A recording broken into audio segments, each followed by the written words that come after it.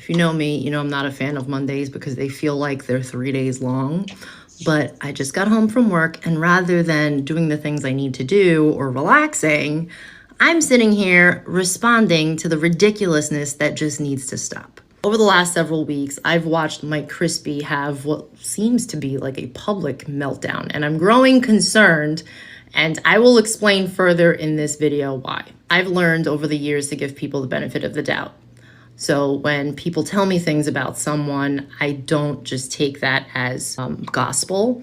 So I will say, before meeting Mike Crispy, I was told Mike Crispy loves him some Mike Crispy, and that was like the resounding thing about him, which is evident actually after you meet him. Mike Crispy loves him some Mike Crispy, which is totally fine.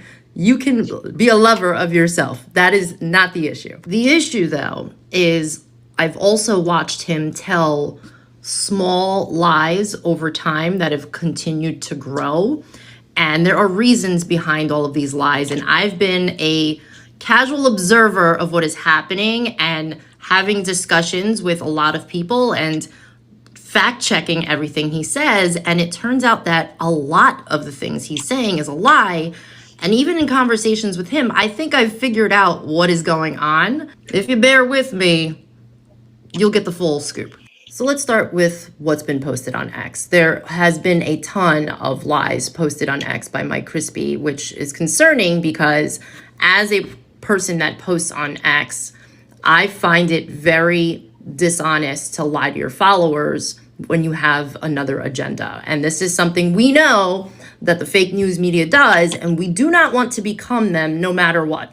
We do not want to skew narratives for our own gain. So the first post that I remember, there's been a ton, but the first post that I remember, and I'll share the screenshots here, was, I believe it was Christmas. The post said, breaking, recent polling just released about the gubernatorial primary. So I saw it, I was like, oh, let me look at this. And then I find this poll, and it's a poll from June. Okay, this poll is claiming that Jack Ciattarelli has better numbers than Bill Spadea. But when I found the poll, again, he posted this on December 25th. The poll is from June, literally before Spadea even announced. So why would you post that as though it was a brand new poll when you're not trying to be dishonest? It is very dishonest to do that. So I called him out on it. People were mad at me for calling him out on it when it's, listen, I'm going to hold the left accountable. I'm going to hold you accountable. I'm going to hold myself accountable. That's what we're supposed to do. Mike has been posting nonstop about Spadea, like almost obsessively.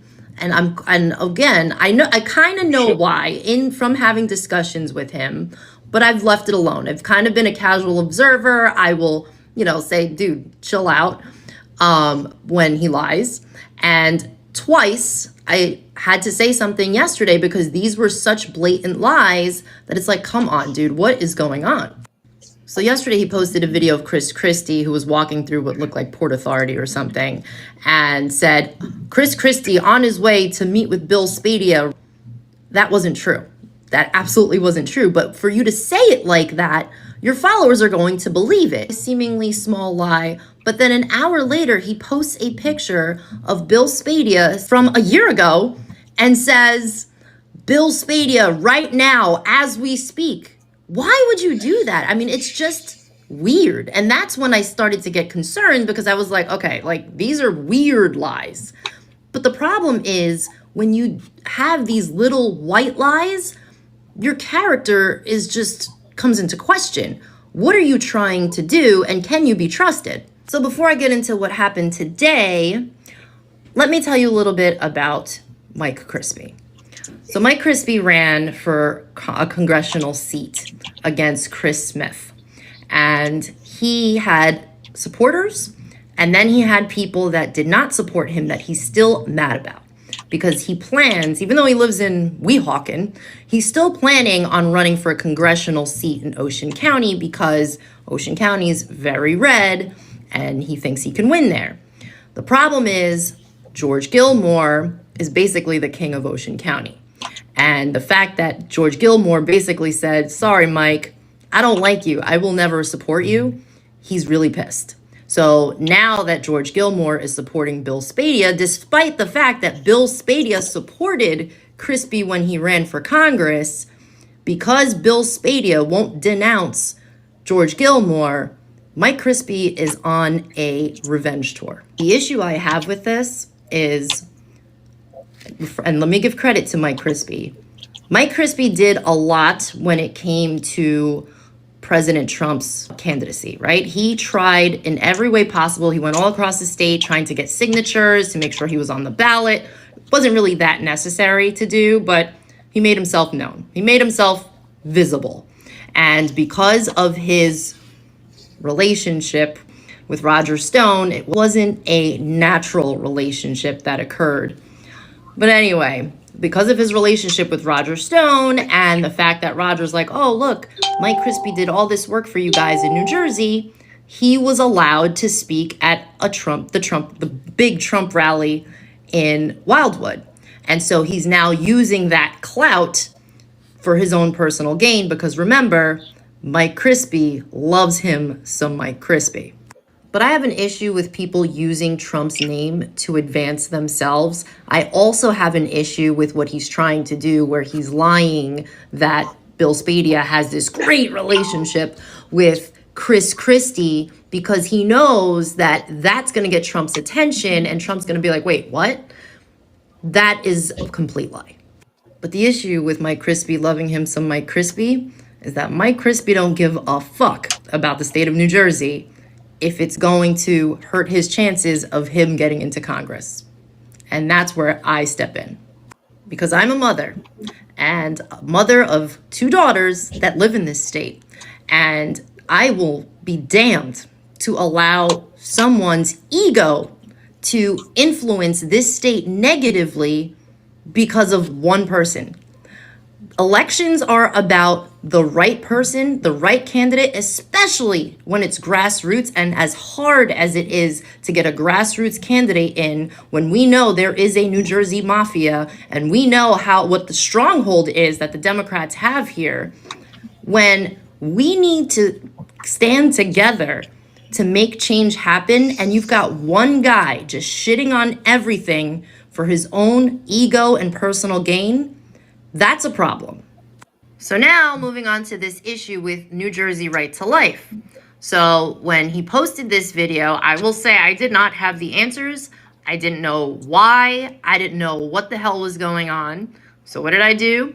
I reached out to New Jersey Right to Life, and I spoke to Marie, who's the executive director, and I asked, what is he talking about? And it just so happens that she wrote a response email to the article that was posted by Jersey Conservative and forwarded it to me. So I am going to read it to you guys, because I don't know that they will honestly report her response. So I'm going to do it for them. So I'm going to read the email to you. I'm going to start after she introduces who she is and why she's writing the email, but it is from Marie from NJRTL, who's writing to Jersey Conservative, responding to the article entitled, "Will New Jersey Republicans Reject MAGA Like They Did Reagan?" It is a well-known fact that both Chitterelli and Bramnick are avowed abortion supporters. Both of their positions on the issue are well documented. Therefore, there was no reason to send a questionnaire to either of these candidates. Most notably, Jack Chitterelli affirmed his support for unlimited abortion during his debate with Murphy in 2021, when he said his administration would codify Roe v. Wade, resulting in his narrow election loss to Murphy. Your column mentions Ed Durr and questions why he did not receive our endorsement or the candidate questionnaire. Without even attempting to find out the reason, you again jump to the wrong conclusions. The truth of the matter is that when Ed Durr ran for re-election to the New Jersey Senate in 2023, we sent him a candidate questionnaire. After following up several times with him, he told me he would not fill it out because his campaign staff told him not to. This was very disappointing to hear from a pro-life candidate. If a candidate running for state senate rebuffs us and refuses to fill out a questionnaire, why would we send him a questionnaire when he runs for governor, let alone consider an endorsement? Hey, Mark. That makes sense. Then again, you misrepresented that Christy Serrano Glasner was a pro-life Republican candidate for the U.S. Senate and make the ridiculous assertion that NJRTL is to blame for pro-abortion Chris Bashaw winning the primary and embarrassing Trump because he endorsed Serrano Glasner. Again, your assumptions are wrong and highly irresponsible. If Serrano Glasner was pro-life and lost the primary, as you assert because NJRTL did not endorse her, the fault lies with Serrano Glasner because she never made her position known. She and Bashaw were both sent candidate questionnaires, and neither one of them returned them. Justin Murphy filled out our questionnaire and therefore received our endorsement.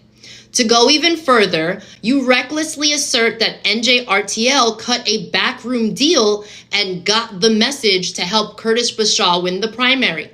Nothing could be further from the truth. We proudly support Bill Spadea for governor because Bill has always been unapologetically pro-life, and we believe he will make a great governor. Most importantly, he has the right temperament to be governor and is right on all the conservative issues as well. Anyone who listens to his radio program understands how well-versed he is on all the issues facing our state and country and how well he relates to people even among those with whom he disagrees. We supported Donald Trump both times he ran for president because we believed that he, like Bill Spadea, is the best person for the job. And yes, we got behind one candidate early because he is right on our issue and we want to win. Regrettably, there is a faction using the term MAGA that has another agenda. And that is from Marie Tassi, Executive Director of New Jersey Right to Life. The issue lies in slandering each other and making up lies. It is one thing to criticize someone, and that's totally fine. Mike Crispy can criticize whoever he wants. But when you lie about people, it doesn't matter who you're lying about. It's a horrible character flaw. It makes you not trustworthy. What we're watching is dirty politics, and it's unfortunately coming from the right.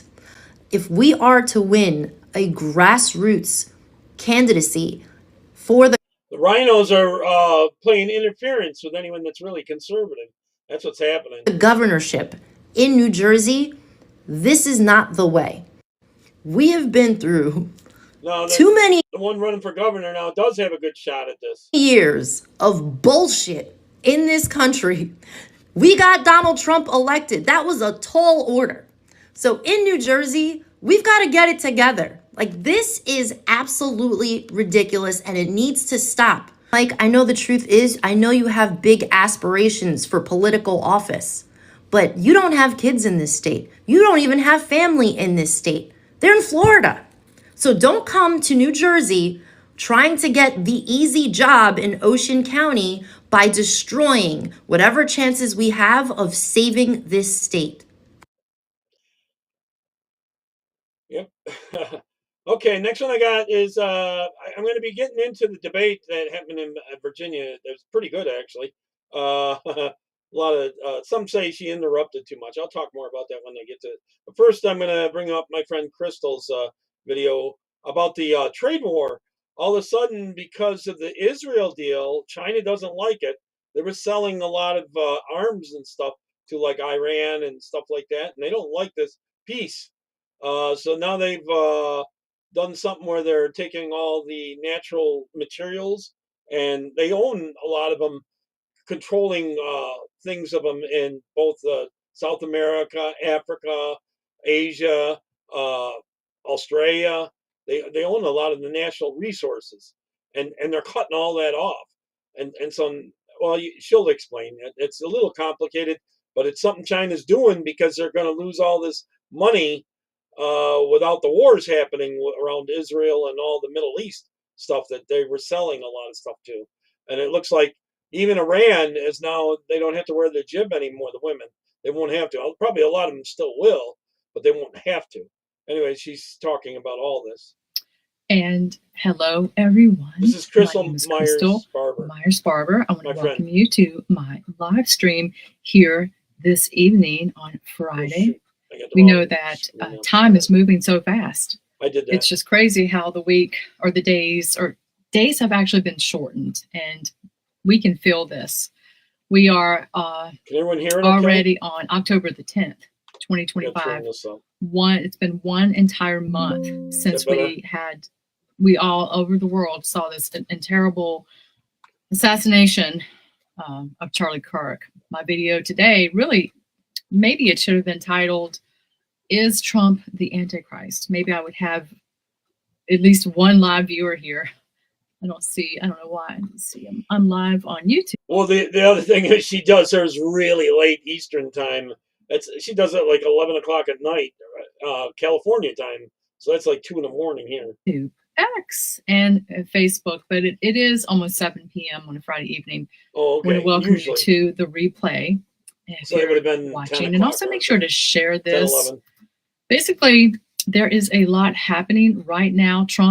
President Trump is pushing what he's calling a historic peace deal involving Israel.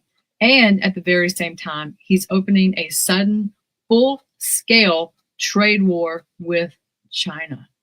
Some people say it's just politics and economics, but others are looking at it through a much bigger lens. Prophecy watchers are pointing straight to Daniel 9:27, where it talks about a powerful leader making a covenant with many, a major peace agreement, and then global turmoil following soon after.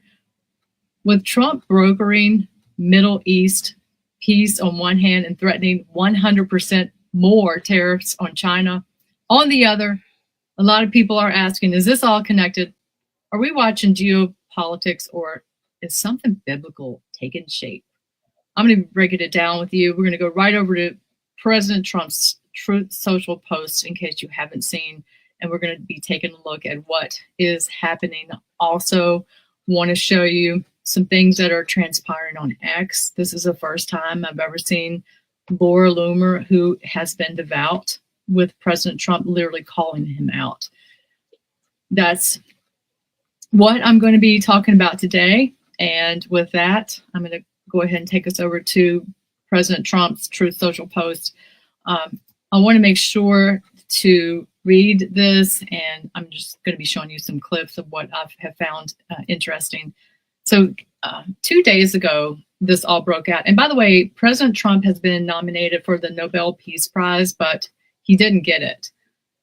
That doesn't look very Antichrist to me. So, and he's hated by so many people. There's just so many angles to this.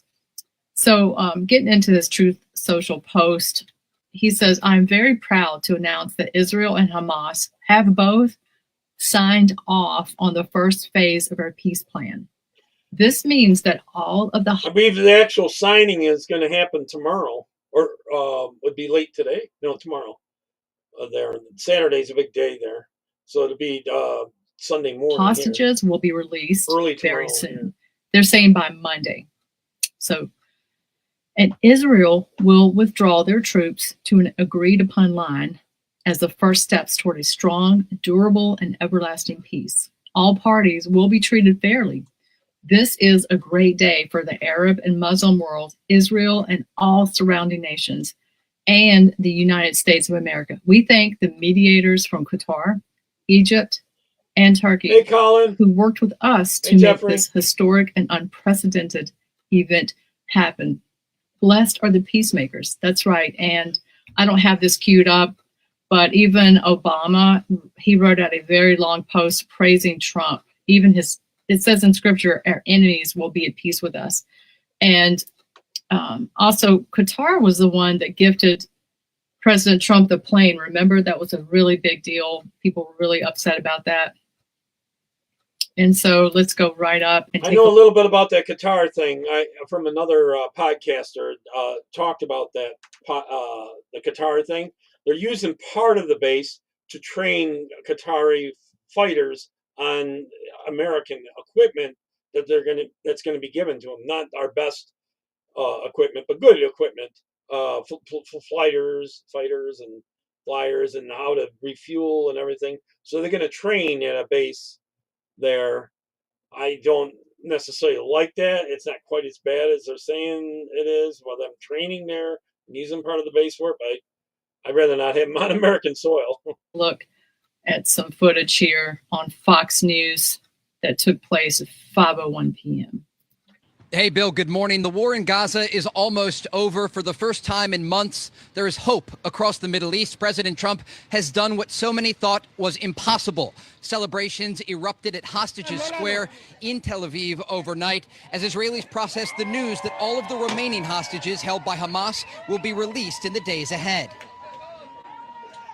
I want to thank President Trump for bringing this amazing victory. That's the name for it. That's a victory. He deserves a Nobel Prize for this, a Nobel Peace Prize. Not sure for what to bringing do about this it. Amazing deal. Colin. Similar moments of joy unfolding inside Gaza as crowds. Is the video like freezing on you and stuff like that, or is it just the chat is lagging? And then I do see him. It just takes a little while. Crowds of Palestinians cheered and chanted. After 2 years of war, an influx of aid and relief will make it to residents there. The Israeli cabinet is set to formally vote on the deal this evening. Once that vote passes, Israeli forces inside Gaza will have 24 hours to pull back to agreed-upon lines within the enclave. President Trump says 20 living hostages will be released on Monday. Israeli media reports the exchange could take place sooner. Local hospitals are already preparing for their return. The hostages will be swapped for nearly 2,000 Palestinian prisoners. Anyway, I really think this is something I really almost wouldn't hold my breath on the hostage situation. So we're basically going to jump right up and go focus on China right now because of the China tariff developments. This part she's going to talk about is really important. He was posting on this. Let me see. Let me bring you back over here. Let me bring you back over here. Sorry, this is my China doesn't like the peace in the Middle East. They were making tons of money off commercials, and they were splitting sides against. Just let you know. And by the way, my next video is going to be about geofencing, so we don't can like him getting friendly with the United States. While we're seeing these commercials that come up when they just don't make any sense. So we're going to go over and take a look at that. So I hope everybody's doing okay. I want to thank everybody for your patience. So anyway, 10 hours ago, this was the first one. And I say this is like a book that President Trump wrote. I mean, just look at this. This is crazy. Look how much. I'm going to read every word, though. So some very strange things are happening in China. They are becoming very hostile and sending letters to countries throughout the world that they want to impose export controls on each and every element of production having to do with rare earths, which are rare earth minerals, that is, and virtually anything else they can think of. Even if it's not manufactured in China, nobody has ever seen anything like this. But essentially, it would clog the markets and make life difficult for virtually every country in the world, especially for China.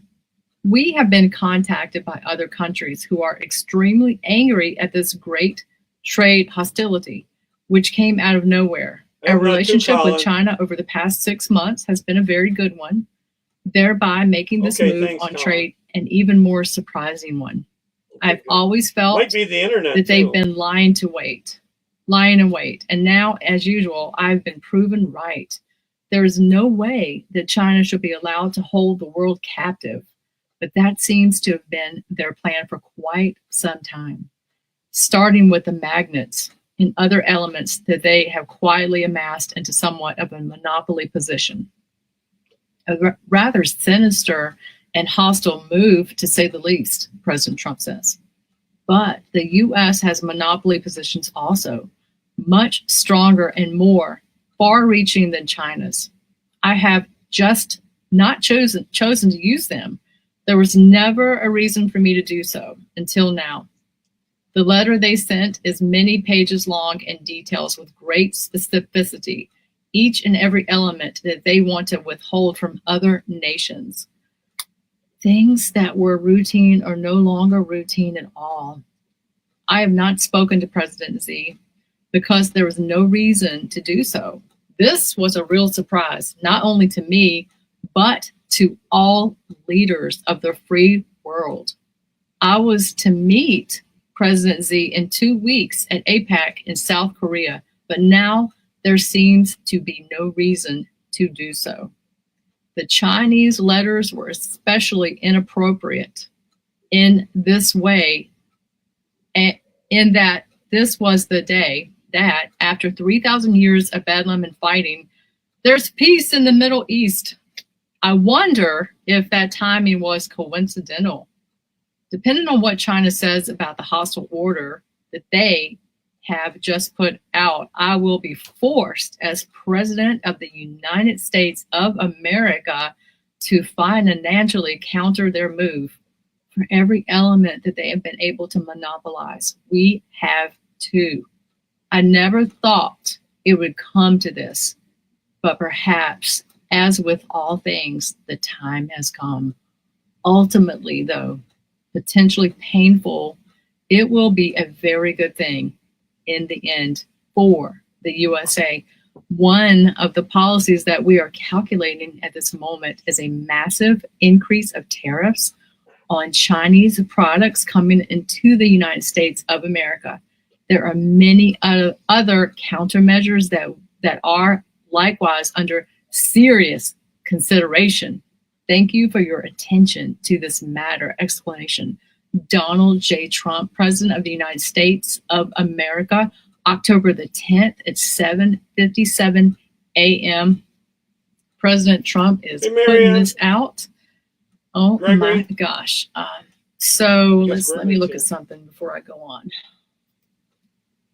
I want to take a look at this. I want to try to kind of break this down. I know that this is definitely serious, and I really felt like this definitely had to do with the China hating Israel and the whole peace deal. So Trump asserted that China has made this hostile move by restricting export of rare earth materials.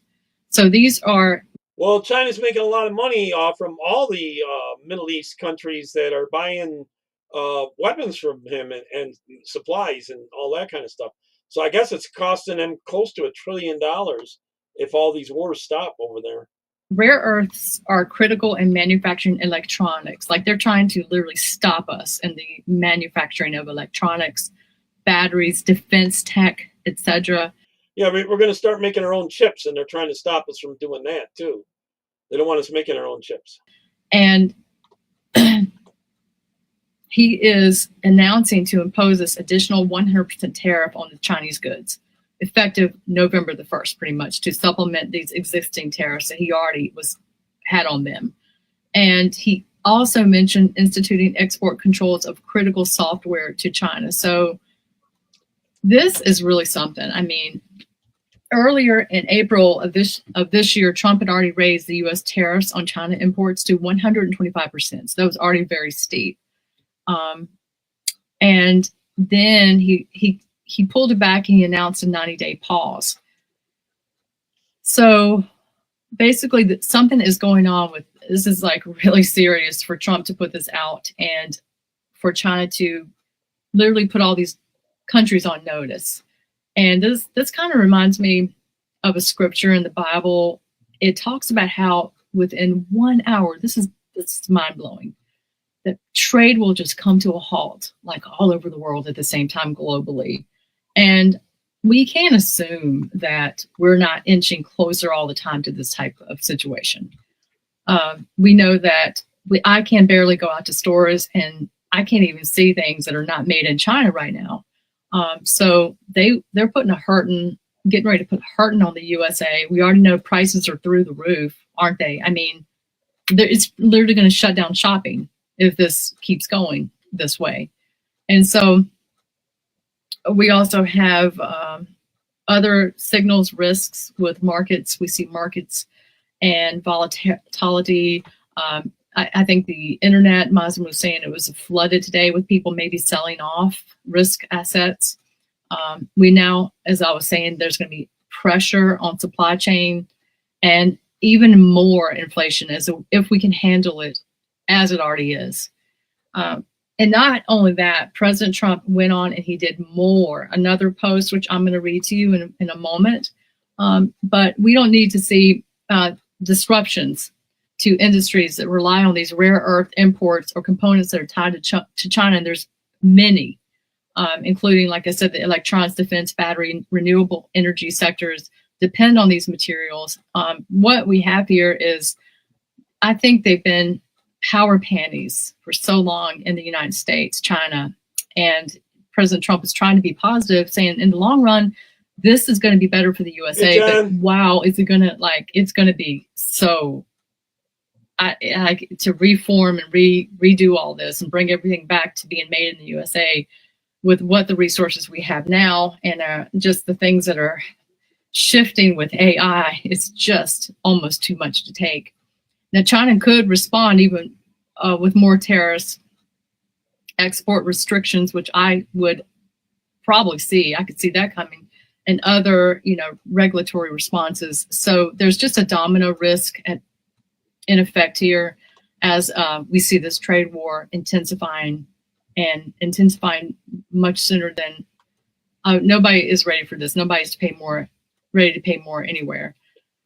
So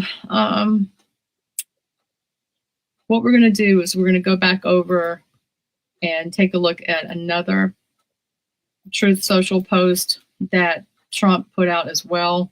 I'm going to skip through some things and just get right to it. Let's see. I'm probably missing stuff. Well, let me see what this is. Can you play? I love it. She's busted, and only general of the state of New York who made Letitia James. Okay, she got busted. Let's move on. I'm not going to focus. Okay, so here it is. This is the one I want to focus on. So, and then President Trump, when did he put this out? I'm just clicking. 5 hours ago today. We're still on today. This is the second one today. He is still talking about China, and I want you to see this with me. It has just been learned that China has taken an extraordinarily aggressive position on trade in sending an extremely hostile letter to the world, stating that they were going to, effective November the 1st, 2025, impose large-scale export controls on virtually every product they make. Talking about industries falling, I mean, industries will fall if this happens. I'm adding this here.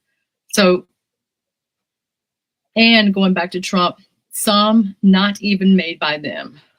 This affects all countries without exception, and was obviously a plan devised by them years ago. It is absolutely unheard of in international trade and a moral disgrace in dealing with other nations, based on the fact that China has taken this unprecedented position in speaking only for the USA and not other nations who are similarly threatened, starting November the 1st, 2025. That is 20 days from now or sooner, depending on any further actions or changes taken by China. The United States of America will impose a tariff of 100% on China over and above any tariff that they are currently paying. Also, on November the 1st, we will impose export controls on any and all critical software. It is impossible to believe that China would have taken such an action, but they have, and the rest is history. Thank you for your attention in this matter. And he signs the whole name, President, October 10th, 1:50 p.m. So let's see here. So this is like, I think this is going to continue. If you ask me, I really do. I think this is going to continue. So we're going to go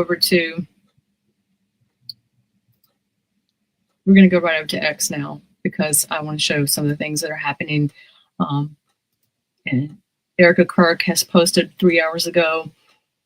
She's basically grieving so bad. And I don't want to make this video about, them right now, because I'm going to do a separate video. But for all the people who think that Charlie Kirk wasn't really assassinated, you've lost your mind. This woman is grieving, and I just can't even entertain such crazy stuff. But she's grieving, and she's posting about that now here. So let's go down here. Let's skip it. Now, Laura Loomer, I'd mentioned this earlier. The only thing I want to say on her is she's calling out. Wait a minute, that's not the one. I'm just gonna scroll down. I just seen it. She was before I get to that, Benny Johnson had an attack on his life today, and an individual has been arrested for threatening to kill his wife and his 4 children and him. So there was a letter that was sent to his home saying that they hated our views and wanted us dead. And so they had a big press conference today. Pam Bondi was there. I think this took place in Florida. And so that was really unexpected. So sad. And Andrew Colvett, who's the PR of Turning Point USA, is also talking about it's being 1 month without Charlie, devastating to watch his final moments here on Earth. And so people are grieving their friend or husband, or, you know, as I was just mentioning.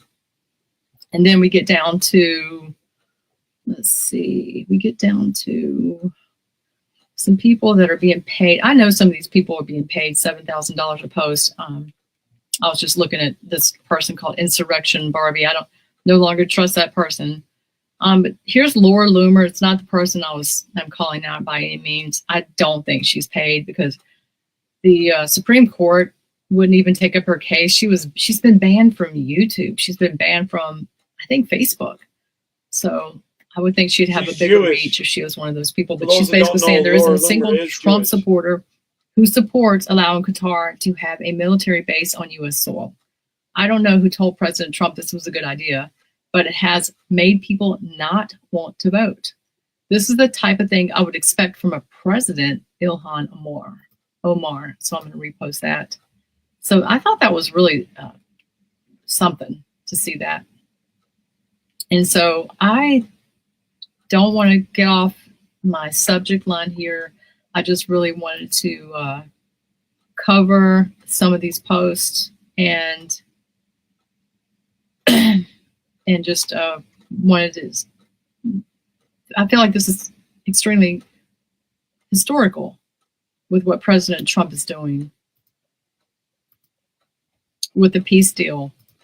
And China is really acting up. I mean, China is really pushing back. And so the China rare earth restriction that's happening is, I guess it's a trigger for maybe how President Trump is putting this peace deal in. I can't really figure it out. It may be secondary, or it may be a parallel concern, but it's just something that I wanted to bring up, and I wanted to show everybody because of the implications and how quickly things are changing and on a daily basis. And so many people are running right over to Daniel 9:27, and they're basically saying, is this a fulfillment of prophecy in connection with Trump's peace deal with Israel? And because in Daniel 9:27, it talks about the covenant with many. And so there's a peace deal that's an agreement, and a covenant involving many nations that have prophetic significance. And some believe Trump's peace deal could be that covenant or part of the prophetic framework. But that would almost, I think, make Trump, and I think have to be like the Antichrist. And I just don't at all think he is. And because that person would basically turn around and, become the devil. So it's just crazy. So there's a lot to get into on that. So I just, I don't see it. And plus we have to realize that Monday, it still hasn't happened, and we don't really know if it's really going to calm down and stop. They've agreed to these deals in pieces, and so we have to see if, when Monday comes, and indeed they'll turn in the hostages and do what they said. So there we go. And for now, I'm going to end this live stream. I am going to come back. I am going to be talking about geofencing and how there's been a bunch of churches that have agreed, or maybe not agreed, but they're on this list, and they are being targeted for ads. And so when you walk into these houses of worship, your phone is being targeted, your cell phone. And so you would receive ads. And so I think this is happening everywhere. And I'm going to get into that on my next video. Thanks for watching. Have a great night. Maybe I can get her to come on about this whole thing with China with more info and this and that. All right, I have a little short video, well, kind of short, a few minutes long. How big is your state? I thought this was kind of cool.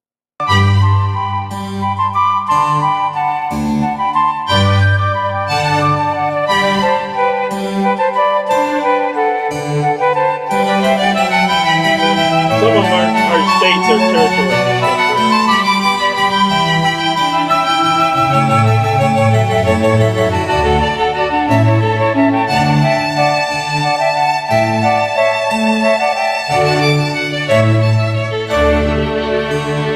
Hawaii, I thought that would be, for some reason, I think it would be bigger than some of them. Bigger Rhode Island. We got Switzerland in there. Austria.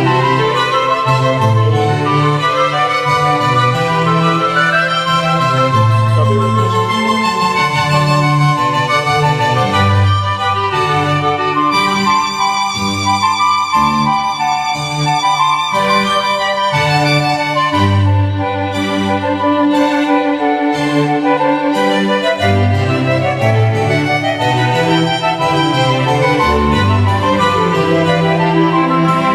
PA is pretty big. I've driven through it.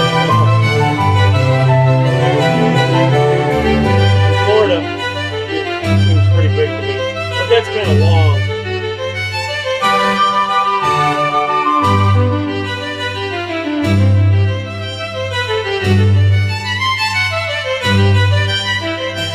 It's up there in size. That's going to go down to New York City.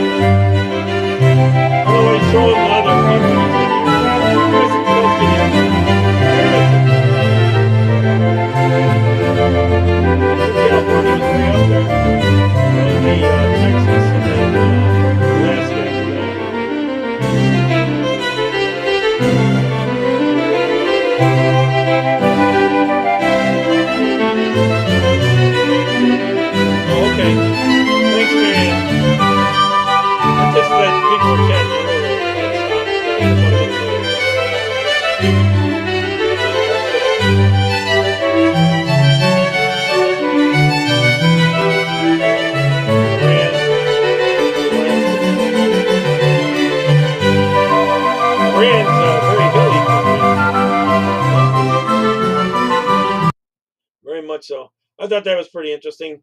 Before I get into, let me Let's do the debate next. All right, here we go. This is the debate for Virginia State Governor.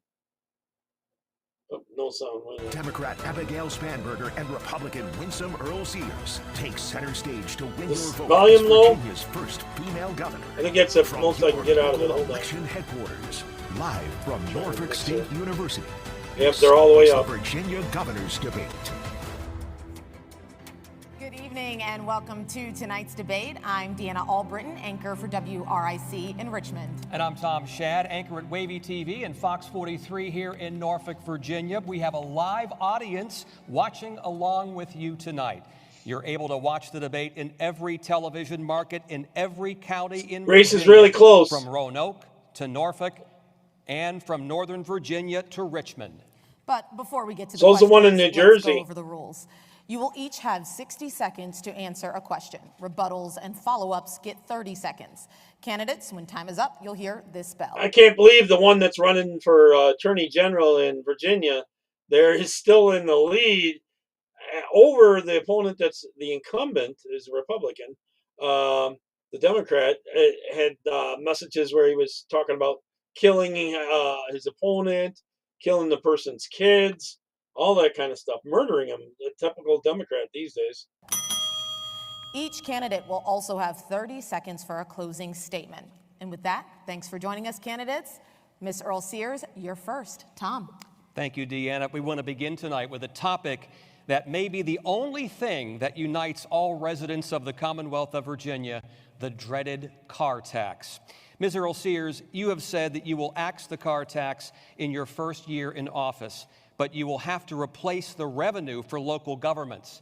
So how will you come up with just over $3 billion every year? You'll have 60 seconds. Yes, thank you for having me, and it's a wonderful How about time they to spend be here less? this momentous occasion. That'd be a This good is my start. former place that I actually represented, Norfolk State University. So on the car tax, you know, we could have gotten rid of that this year because Governor Youngkin put it in his budget that we could get rid of it, but unfortunately the Democrats decided against that, and so my opponent, she says she's going to get rid of it too, but she's going to have to ask her side of the aisle how to do that. So we had the money, we can do it, but really what I want to ask, this first question is, Abigail, when are you going to take Jay Jones and say to him, you must leave the race? He has said that he wants to murder his political opponent, and not only that, but his political opponent's children, 2 and 5 years old. Ms. Earl Sears, we're going to get to that question in a moment, but first we're talking about the car I'd like her to tax. answer the question. We're talking about the car tax Well, right that now. was still my time. Yes, but I want to get an answer from you. How would I you come up answered with the just over question. $3 billion a year for the car tax? I'll give you 15 seconds to clarify. Yes. So as I said, we have the money. We have run budget surpluses every year that we've been in office. Over $10 billion, $9 billion of which we've given back to the Virginia taxpayer. That's serious money, and the taxpayers want that. And when I am governor, I'm going to have a form that says, check here if you want to pay more in taxes. But my opponent needs to answer about Jay Jones. Your time's up, Ms. Earl Sears. Ms. Spanberger, you've said that you'd like to get rid of the car tax. Will you make a commitment here tonight that you will make that a priority, and where do you intend to find the money for local governments every year if that tax is eliminated? You have 60 seconds. The car tax is the most hated tax in the Commonwealth of Virginia, and in fact, that has been the case for many, many years. My husband, Adam, who is here this evening, actually wrote a paper in high school about the hated car tax. And year after year, many people make promises about getting rid of the car tax. No, Tammy, I'm replaying it. It's live for us. Legislature on our platforms. had the opportunity. This was from the other night. I think it was on Friday night, last night. I'm replaying it on all the other platforms. Okay, so I can pause it and talk if you have any questions or anything. To lower the car tax by 10% Welcome, by the way, Tammy. and voted against it. Now, in the 4 years that she has been the lieutenant governor, she hasn't made the effort or endeavored to get rid of this tax. And in fact, I will work with anyone, please. To Democrats, Republicans, local and state officials. The House and Senate It's controlled by Democrats in Virginia. That's why the car tax isn't gone. To finally get rid of this most dreaded tax. In fact, it requires significant planning and cooperation. But I have a history of getting rid of hated taxes during my time in Congress. I repealed, with bipartisan support, a unfair tax on firefighters, police, and public servants. I have gotten rid of a hated tax in the past by building a coalition. So good luck for the hockey game. So, Ms. Spanberger, how would you come up with just over $3 billion to fund that car tax for local governments? It requires bringing people together, Democrats and Republicans, to put any and all possible paths forward on the table. You are correct. What are those we need paths? to ensure that the loss of the car tax doesn't mean a lot of times when you cut taxes, you bring in more and to our first responders. Clarify. And so in working together, we will work to not only repeal this tax, which of course also requires a constitutional amendment, but ensure our communities are funded. Your time is up. It doesn't require a constitutional amendment. We're going to move amendment. on to the next Just topic. a decision. Deanna? Thanks, Tom. Our next question is about the temperature and tone of political speech. The first example has been shaping the race for governor and attorney general for the past week. You both will have a chance for rebuttal. Democratic Attorney General nominee Jay Jones admits he sent text messages to a colleague referencing former Republican House Speaker Todd Gilbert. Here's what he wrote. Jones. 3 people, 2 bullets. Gilbert, Hitler, Pol Pot. Gilbert gets 2 bullets to the head. Spoiler, put Gilbert in the crew with the 2 worst people you know, and he receives both bullets every time. Colleague. Jay, please stop. Jones. LOL, okay. I mean, do I think Todd and Jennifer are evil and that they're breeding little fascists? Yes. Colleague. You were talking about hoping Jennifer Gilbert's children would die. Jones. Yes, I've told you this before. Only when people feel pain personally do they move on policy. Jay Jones has apologized and says he takes full responsibility. No, she won't stop supporting him. She still is her endorsement over here on the left. For those messages, Ms. Spanberger, you have called the comments disgusting and said you condemn violence. The question for you tonight is, were you aware of these messages before they were released publicly, and will you continue to endorse Jay Jones as the next Attorney General of Virginia? You have 60 seconds. The comments that Jay Jones made are absolutely abhorrent. I denounced them when I learned of them, and I will denounce them every opportunity. But she still endorses him. She still endorses him.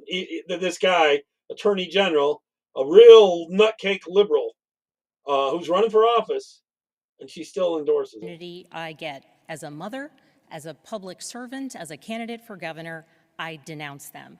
And it is important that candidates always denounce violence on no matter which side of the aisle. Violence, violent rhetoric, we should always be focused and forceful in our denouncement of it. Are you going to tell him and to get importantly, my opponent unfortunately only denounces violence when her side is the target. I hope like that, into Abigail. the future she will endeavor to denounce violent rhetoric and violence no matter who the victim. And tonight, Lieutenant Governor Earl Sears, I will say, you routinely refer to me as your enemy. Just please give her a chance to respond. You routinely refer to me as your enemy. I'm not your enemy. You are not my enemy. We are political opponents, and tonight voters are here to listen to the policy differences that we have. So as we move forward, we must continue to set a good example for all of our children. Thank you, Ms. Spanberger. I didn't hear an answer there on the endorsement issue, so I want to just make sure. Will you continue to endorse Jay Jones to be the next Attorney General of Virginia? And were you aware of these text messages before they released? You have 30 seconds.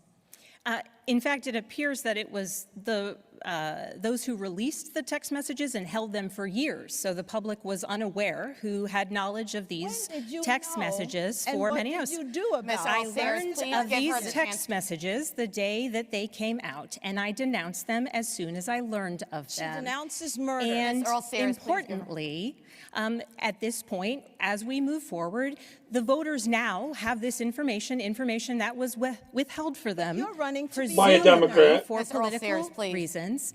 But the voters now have the information, and it is up to voters to make an individual choice based on this information. Ms. Bamberger, I understand what you're saying about the voters, but for you yourself, do you still continue to endorse Jay Jones? 15 seconds, yes or no? We are all running our individual races. I believe my opponent has said that about her lieutenant governor nominee. Ms. Earl Sayers, and it's up to every person to make their own decision. I am running my race to serve Virginia, and that is what I intend to do. Thank you, Ms. Bamberger. We just want to clarify, what you're saying is that as of now, you still endorse Jay Jones as Attorney General. I'm saying as of now, it's up to every voter to make their own individual decision. I am running for governor. I am accountable for the words that I say, for the acts that She could say, I'm going to pull my endorsement. I take, for the policies that I have put out. Thank you. I am responsible for the policies I put out and the work I will endeavor to do tirelessly for the people of Virginia. Thank you, Ms. Bamberger. Ms. Earl Sears, before we get to rebuttals, because we will get to rebuttals, we have a question for you. While there is no equivalency, this next example does speak to the divided nature of our country. During the Charlie Kirk Memorial, President Trump said, quote, "I hate my opponent and I don't want the best for them." Is there a place for that kind of political speech? You have 60 seconds. Well, I think as everybody knows, I'm a Christian. I'm a Christian before I'm a Republican, and I'm required to forgive people. And it's hard sometimes when somebody has abused you, etc., but it's something you must do, because not to forgive is almost like, as someone said, you drink poison thinking that it's going to affect the other person. And I want to live a decent life, and I don't want to not have peace in my life. And so as I've said before, I would not say that. So that's why I'm wondering why my opponent won't say beyond it's abhorrent and disgusting. She won't, Marianne. She won't do say it. It's There's other ones she won't okay. answer either. And that he must leave the race because About Jay trans Jones issue, advocated too. the murder, Abigail, the murder of a man, a former speaker, as well as his children who were 2 and 5 years old. You have little girls. What would it take him pulling the trigger? Is that what would do it? And then you would say he needs to get out of the race? Abigail, you have nothing to say? Abigail, what if he said it about your 3 children? Is that when you would say he should get out of the race, Abigail? You're running to be governor. Ms. Earl Sears. Watching her facial expressions, it reminds me of when Trump debated Hillary Clinton when she wouldn't answer stuff. I know you're saying that you would not personally say this, but do you think still that there is that place for that kind of rhetoric, the example that we gave, even coming from others? You have 30 seconds. So I'm responsible for my behavior and what I've just said, I wouldn't say that. I would not speak that way. Look, I'm from a third world country. I was born in Jamaica. And when I was 10 years old, I saw that kind of political violence, which is why I'm asking my opponent to please ask him to get out of the race, have some political courage. What you have done is you are taking political calculations about your future as governor. Well, as governor, you have to make hard choices, and that means telling Jay Jones to leave the race. I have seen what it means when people are shot in the streets and thrown in the back of cars just for political purposes. I don't want to see that in America. America must never be that place, and Abigail needs to say something. Ms. Earl Sears, you're out of time there. We do have one more follow-up question for you before we get to rebuttals. One more question for you. This is on the topic of endorsements. President Trump has endorsed the Republican incumbent Attorney General. Do you need Trump's endorsement to win the race in Virginia? You have 30 seconds. So I will take all endorsements, including the president, and I am working very hard for the people of Virginia. I believe in lower taxes. The people want that. My opponent, unfortunately, she's already said she's going to raise taxes. She's going to raise energy rates. Well, she's already voted that way because, well, that's all she wants is solar and wind. Well, if you look outside, the sun isn't shining and the breeze isn't blowing. And then what, Abigail? What will you do? What will you do? You're smirking. And you know that the people of the Southwest have a lot of energy issues. Ms. Earl Sears, we need to get to rebuttals. So, Ms. Spanberger, you have 30 seconds to respond. I think in her response to the question that you asked, my opponent proved my point, which is when violent rhetoric comes from her side of the aisle, she refuses to denounce it. The statement that you read from President Donald Trump was violent rhetoric that she refuses to denounce, and this is why Trump's I never say said anything violent. you are not Earl Sears, my enemy. She has her 30 and seconds. I wish you would stop using language like that. But I am also glad that she began speaking about issues of affordability because as we are talking about issues of affordability, I am the only candidate on stage who's put forth a plan to actually lower costs for Virginians. Ms. Earl Sears, now your turn. Government taxpayers. You have 30 seconds. So what Abigail has just said is a lie, that she's the only one who has affordability. Please go to SpanbergerLies.com and check that out. I don't understand why you just can't come forward and say he needs to go. I mean, we're talking about murder. We're talking about someone's life being taken from them. Have you nothing to say about that? Are you not going to address it? Really, you can't go any further. You're a governor. You're supposed to stand up for all the people. Are you saying political murder is all right? I agree. About the interruption thing, it made her look bad. I know that she's been trailing and she's trying to catch up. I have denounced political violence, political rhetoric, no matter who is leading the charge. When given the I don't know why she opportunity, doesn't take away her Lieutenant Governor endorsement, though. Sears, That's you not have that not hard to do. done the same. No matter who is leading the And charge so on when what? it is important that all When of us set a someone better At the end, I'm going to have example. everyone vote And so see how you think no matter water who fountain is took you Ms. all providing day to the say comments Ms. Earl something, Sears, that we are need to move on, advocating but it's for difficult for political us to hear. She has if no you're both courage. talk- You but it's- cannot be governor. The No audience courage. can't hear. The audience can't hear when you're talking over Yeah. each other, so we just want to make sure Excuse that we me, I limit was that not so talking people over can her. hear. She has no courage. We're Okay. going to the next topic Yes, now. we are moving on to the next topic with Tom on federal workers. Thank you, Deanna.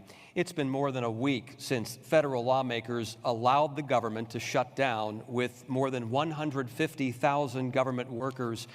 Virginia is facing the brunt of the impact. So, Ms. Earl Sears, no. Yeah, a lot of the people that work in Washington live in Virginia, in Fairfax.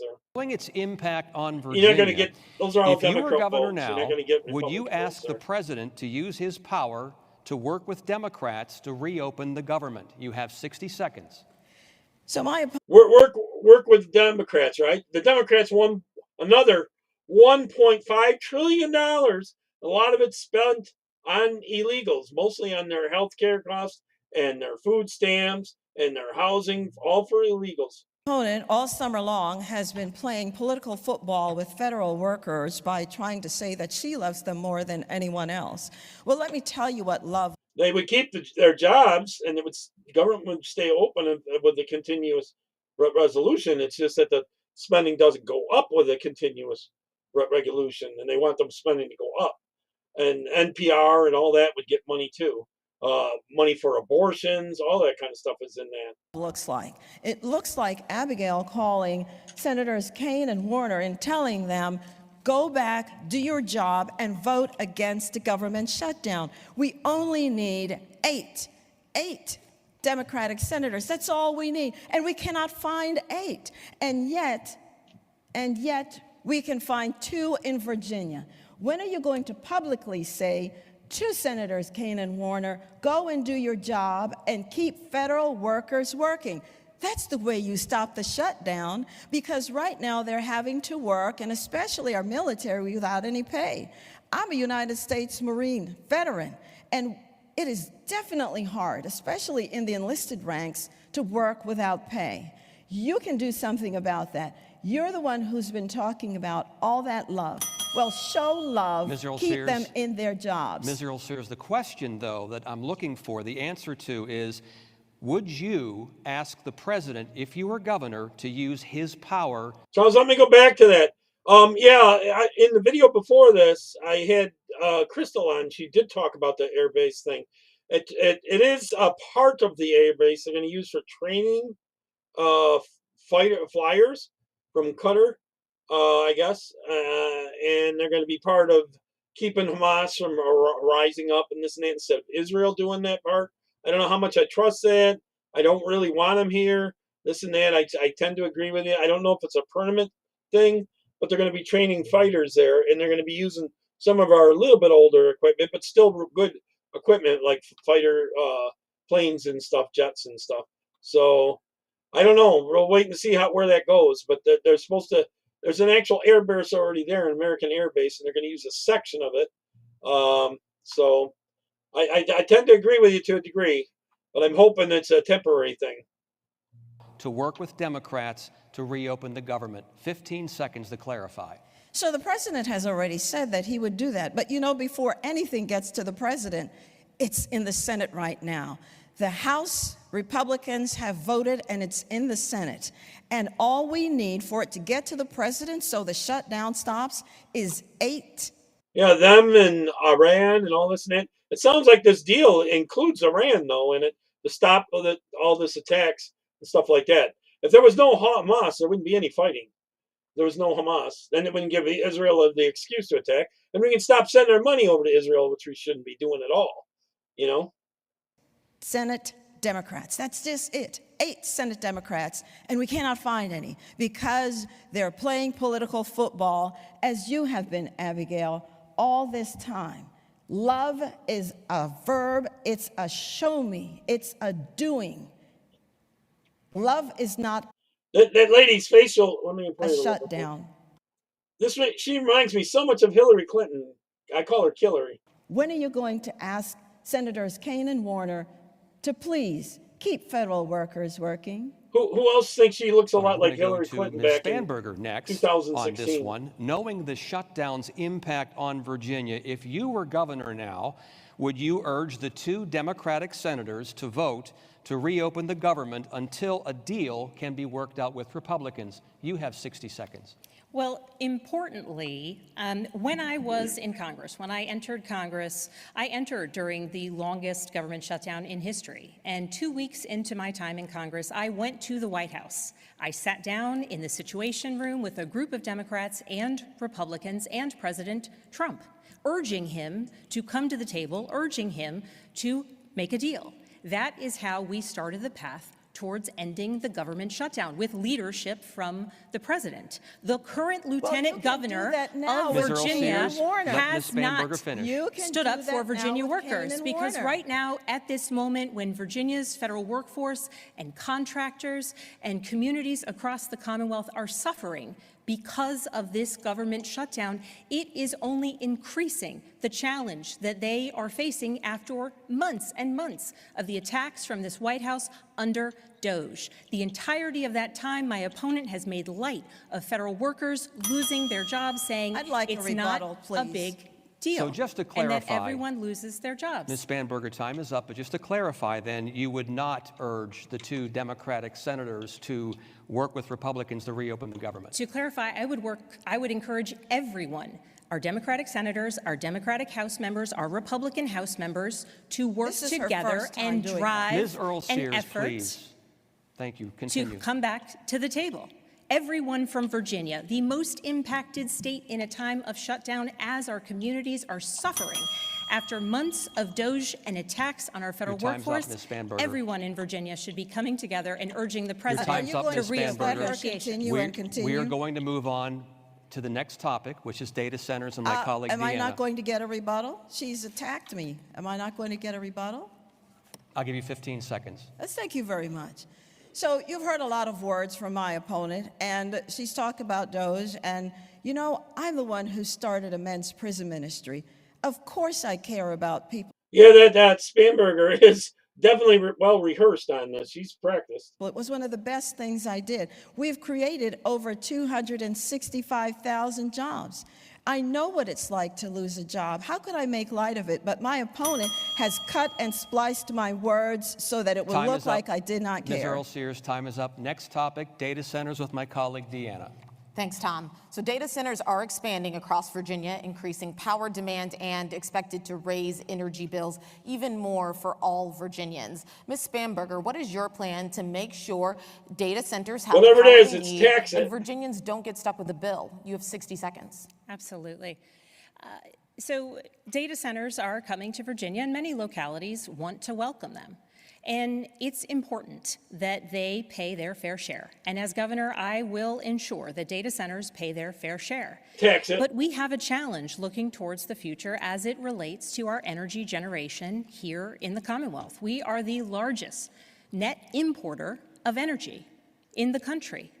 And that requires real leadership in contending with what is an impending you will have a chance. An impending energy crisis. And unfortunately, as we see an impending energy crisis, my opponent has supported efforts from the Trump administration to take millions and millions of dollars of energy investments away from Virginia. This is all the while that energy costs government money? Continue to rise for Virginians. That is why in my affordability plan, I laid out plans to reduce the cost of energy here in the Commonwealth. Ms. Spamberger, as a follow-up, you stated the data centers must pay their fair share. So what does that look like exactly to you? Are you committing that to Virginians not seeing more price hikes? You have 30 seconds. Absolutely. So importantly, there is currently an SCC case moving forward. And so pending the results of that case as it moves forward, it may require action within the General Assembly to ensure that large utility users like data centers are paying their fair share for the energy that they consume. For anyone who wants to view the further plans that I have to reduce energy, it is at affordablevirginia.com. Thank you, Ms. Spamberger. Ms. Earl Sears, what is your idea for offsetting the high costs of data centers, energy demands, and preventing additional rate hikes for Virginians? You have 60 seconds. So the Virginia Clean Economy Act, when it was passed, every single Democrat voted for that. Every single one. And by the way, my opponent, Abigail Spamberger, has supported that act was a higher taxes on your utility bills, much higher. I think it tripled many of them. Well, let me tell you what it did. Speaking of no energy, it took 11,000 megawatts of power immediately off the grid, Abigail, without anything to substitute for it. And all you want, again, is wind and solar. Well, you know, it's that little thing called the technology revolution that's still happening. And it's that little thing called the, industrial revolution that's still happening. Businesses need power. What are you going to do about that? Well, let me tell you what we are doing. We have started in the Southwest a micro-reactor program to see how we can bring energy to the Southwest and make it a regional energy hub, as a matter of fact. Ms. Earl Sears, you're out of time, but I do want to follow up there. So the question was, what is your plan for offsetting those high costs of data centers, energy demands? What is your plan for making sure Virginians don't get stuck with the bills? So 30 seconds. So what we need is an all-of-the-above approach to energy. We need clean coal, we need oil, we need nuclear, we need natural gas, and we need, renewables. Oh, that's going to trigger the left with the coal and the gas. My opponent's only plan is solar and... Here in New York, Hochul's trying to get rid of all natural gas furnaces. They're trying to force us to do all electric in a state that's very cold. You wouldn't believe what they're talking about electric bills will be. When? Well, what happened? But then again, they don't want you to own everything. They want a government program for that, so they can control everything. Happens when the sun goes down. There is nothing. Ms. Earl Sears, we do need to move on to the next question. All right, thank you, Deanna. We have a question tonight from a Norfolk State University student. Let's listen. Young people are leaving Virginia for more affordable housing and better job opportunities. Hey, what America. initiatives or policies would you implement to make Virginia a more attractive place for young professionals to live, work, and build their future? Ms. Earl Sears, we'll start with you. How do you respond to the students' economic concerns? Yes, so what we have done in Virginia, what we're continuing to do, is we're bringing jobs here because we want our children who are born here, raised here, we want them to stay here, and we want them to do very well because we want them to create generational wealth, and a good education will do that. But when the education happens, they also need the jobs. And I don't know if you've been seeing, but we have created over 15,000 new business startups. Never existed until we came into office. New business, high-paying startups. And then we have created, as I've said before, over 265,000 jobs, and we have another 225,000 job openings right now.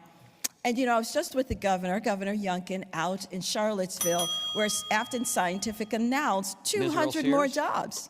Thank you very much. And Ms. Spanberger, what economic policies or initiatives would you implement to make Virginia an attractive place for young professionals to live, work, and build their futures? You have 60 seconds. Importantly, I want to thank the students of Norfolk State for welcoming us to this campus, to the faculty and the administration. Thank you for hosting this incredible event here.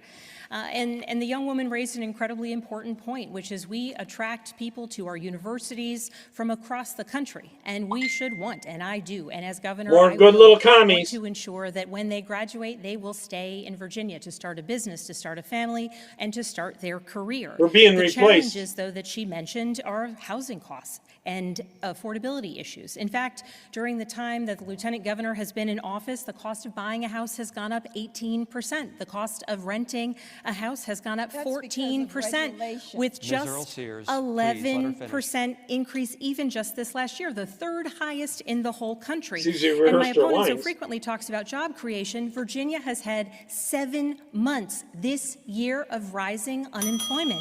The challenges are real, and Virginians need someone who will put Virginia. Get the illegals out, maybe the unemployment would go down. Okay, we had a very spirited debate thus far. Excuse me, Ms. Sears. We've had a very spirited debate thus far, and now we're going to shift gears, and my colleague Deanna will take it from here. Yes, we want to see where maybe there's some shared common ground. Ms. Spanberger, what quality or qualities of your opponent do you admire? This ought to be good. 30 seconds. I admire her faith that she puts into action through her time at the prison ministry that she frequently talks about, and I admire her service to our country, particularly as someone who chose to be an American and chose to serve. I think those are admirable traits, and frankly, what makes our country and our Commonwealth a special place, that people the world over come to our country to become Americans, to serve in the military and in elected office. Thank you, Ms. Spanberger. A handshake. Well, Ms. Earl Sears, with that, what quality or qualities of your opponent do you admire? You have 30 seconds. Yes, from what I've seen, I believe that she is a devoted mom. I truly believe that. And that she is a daughter who loves her parents very much. And I do believe that she cares. Thank you, Ms. Earl Sears. Well, we have many more topics up for debate tonight, including transgender issues and reproductive rights. We will be back. I think they took a break here. I gotta see if I can fast forward it here. Let's see if I can get the right spot. Hold on. Let's see. In Virginia's schools, and for this I question, hit the right spot. you will both have a chance for rebuttal. Ms. Spanberger, we're going to start with you. Focusing on a K-12 school system, should transgender girls who are biological males be allowed to use girls' bathrooms and play on girls' sports teams? You have 60 seconds. I'm a mother of 3 daughters in Virginia public schools, and nothing is more important She won't to answer me the questions. than their safety and their experience in schools. I'm also a former federal agent, and I work to investigate crimes against children. And so nothing is more important to me than the safety of all of our children. And that work, in part, has earned me the endorsement of Virginia's Police Benevolent Association. Steve Ms. Earl Sears, Ms. Importantly, Spanberger is talking. Please let her finish. On issues related to what's happening in our schools in each individual community, I think it's important that we have parents and teachers and administrators making decisions about their individual schools, not politicians. And if we are talking about the safety of our children, I would ask why my opponent continues to support efforts to defund public safety, an effort carried on continually by this administration. Ms. Spanberger, once again, the question was, should transgender girls who are biological males be allowed to use girls' bathrooms and play on girls' sports teams in K through 12? You have 15 seconds to clarify. In cases across Virginia, I think it's incumbent upon parents and educators and administrators She's running for governor. local community to make decisions It's up to the governor on locally. this. That's what this is about. Ms. Earl Sears? There should never be We're gonna get nude to you in a men moment. Oh in my locker goodness, rooms. we finally have her saying that, but you voted for that. Ms. Earl Have you Sears. finally My opponent Ms. Earl said Sears, that you are now? just lying. intruding on Are time we in here. We're agreement trying. now? Are you Ms. going Earl to Sears, tell? this is Ms. Spanberger's time. Yeah, I have a don't follow-up do the question for question, Ms. yeah. Spanberger. Would you rescind the Youngkin administration policy requiring boys and girls to use bathrooms aligning with their biological sex? You have 30 seconds. My gonna priority skate would around be to this one. ensure that local communities, importantly parents and teachers That's and a yes or educators, no. are able to work together to meet the unique needs of She each won't. school She and won't each answer. community. The girls And need that is privacy. important. And I say that as a mother of 3 daughters in Virginia public schools. Exactly. And as someone who used to investigate crimes against children. The way that we keep our children safe is by ensuring they are safe in schools, which includes funding law enforcement and public safety. But at Ms. its Spanberger, the question It's not a funding issue, it's a policy issue. No boys in girls' bathrooms, no boys on women's sports, period. was, would you rescind the Youngkin administration policy requiring boys and girls won't to use answer it. bathrooms aligning with their biological sex? You have 15 seconds to clarify that question. Yes, And my answer is that in each local community, decisions should be made between parents and educators and teachers. So she's going to let some left-wing places put boys in women's bathrooms and locker rooms and everything. And some little girl's going to get raped. In each community. It shouldn't be Parents don't want dictated their by girl children. politicians. Please don't interrupt. We're coming to you next. Marianne, I agree with you. She won't answer this. She will not do it. She hurts her left-wing base if she answers this question. And in the past, she's voted for to allow men and women's sports there in Virginia. Okay. Thank you, Ms. Spanberger. Ms. Earl Sears, you say that you do not support biological males identifying as females playing in girls' sports and have pledged to sign legislation restricting bathrooms by birth sex. Does this position discriminate against transgender girls? You have 60 seconds. I'm not for discriminating they're a boy. against anyone. What Because I'm they are saying a boy. is just very plain common sense. And I'm going to answer the question my opponent refused to answer, which is simply this. I will not rescind the governor's executive order. We know that girls want to have privacy. It's really that simple. And They need to get it passed in their state because the next governor or lieutenant governor or whatever is going to be able to change that if it's a mandate. And my opponent will not answer Executive the order. question because she voted for men nude in girls' locker rooms, in bathrooms, and in girls' sports. She will refuse to protect our girls in Title IX, which is simply, an opportunity for girls to have their safe space.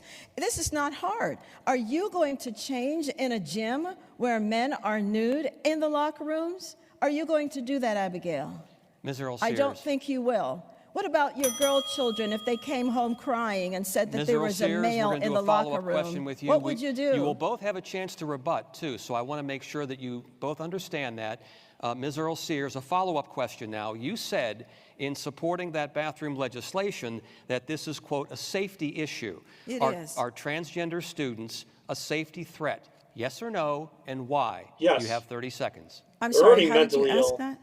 Are transgender students a safety threat? Yes or no, and why? You have 30 seconds. So we know that biological men are larger in strength than women. We understand this. This is biology. If you look at football teams, you can see the difference between males and females. This is not hard. And that's why I'm asking my opponent, if your little girl comes home and said she was forced to undress in a locker room with a biological boy, what would you say? She's crying. What would you say?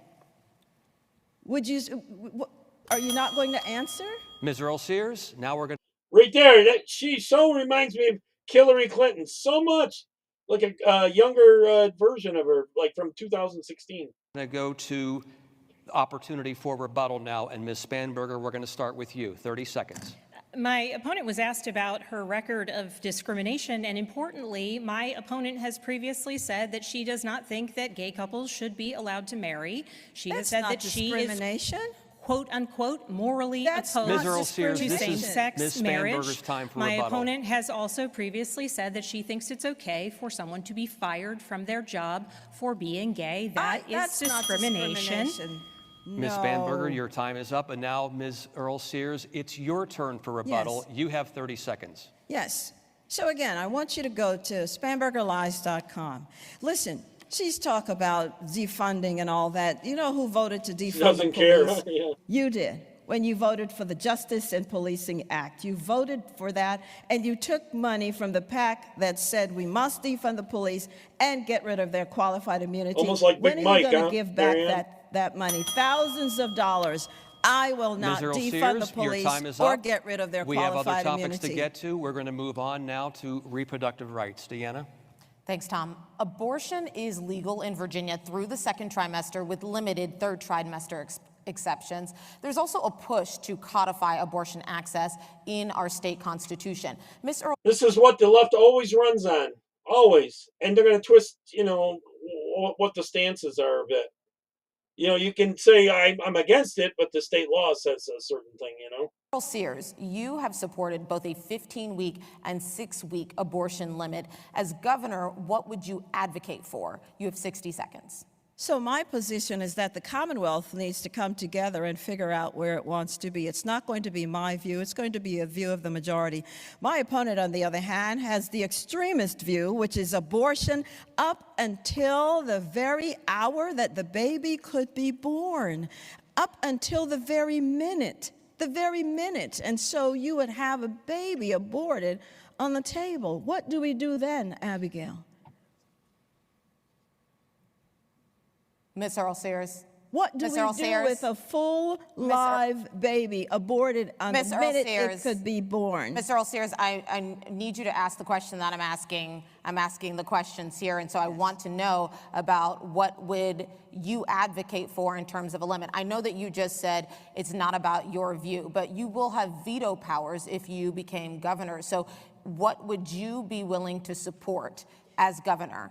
So you have 30 seconds. So I've answered the question. I've said it's not my view. It's going to be what the majority of Virginians want. And by the way, there's a constitutional amendment, and the voters will make that decision. Thank you, Ms. Earl Sears. Ms. Spanberger, you say you want to keep Virginia the last bastion of reproductive freedom in the South. Do you support any limits on abortion? You have 60 seconds. No. When the Dobbs decision was made, it was very quickly clear that state after state would move to restrict abortion access, as my opponent has previously supported. The opposite has happened. In states where they further restricted abortion access, women have died. Women pregnant with very wanted children, women with ectopic pregnancies were sent home, and women have died. What's the law, Charles, in Texas? Governor, that is what she would inflict on lie like that, Virginia. Ms. Let me mute this so you can hear me. What's the law on the ban on murder of the unborn in Texas? What is the rule there? Is there so many weeks? I don't think there's any state that has an all out ban on it. I support the Roe Virginia's voters standard. Cannot hear if you're talking over Ms. Spanberger. I support the Roe standard. I support the constitutional amendment that is moving forward that makes clear the. Ms. Earl Sears, I support it's difficult to hear Ms. Spanberger if you're talking over her. I support the Roe standard, which is what this codification of a constitutional amendment moving forward would be. That's what I will support as governor, though I will not have a vote on it. I will support it. But importantly, my opponent has threatened murder to women who have had abortions. That is not the type of leadership we need here in the Commonwealth. You're out of time. I just want to follow up. I need a rebuttal. Well, Ms. Earl Sears, I sorry. have to follow up right now because it was difficult for me to hear Ms. Spanberger, and I need to make sure that I have clarity on her answer. So just to be clear, are there any limits that you support in terms of abortion access, including for minors? You have 30 seconds. I support the current laws within Virginia, which include limits on minors obtaining abortions, which include limits after the second trimester. I support those, the current laws here in the. Now, on the campaign trail, when she's giving speeches, she's totally saying something totally different. So either she's lying then or lying now, one or the other. Commonwealth of Virginia, and that is what is moving forward as a constitutional amendment here in the Commonwealth of Virginia. Thank you, Ms. Spanberger. We are now going to move on to immigration. I thought I was going to get an opportunity You're right, to Marianne. rebut. We're moving on to other topics. We have a lot to cover tonight, Ms. Earl Sears, so we'll get to you in a moment on a different topic.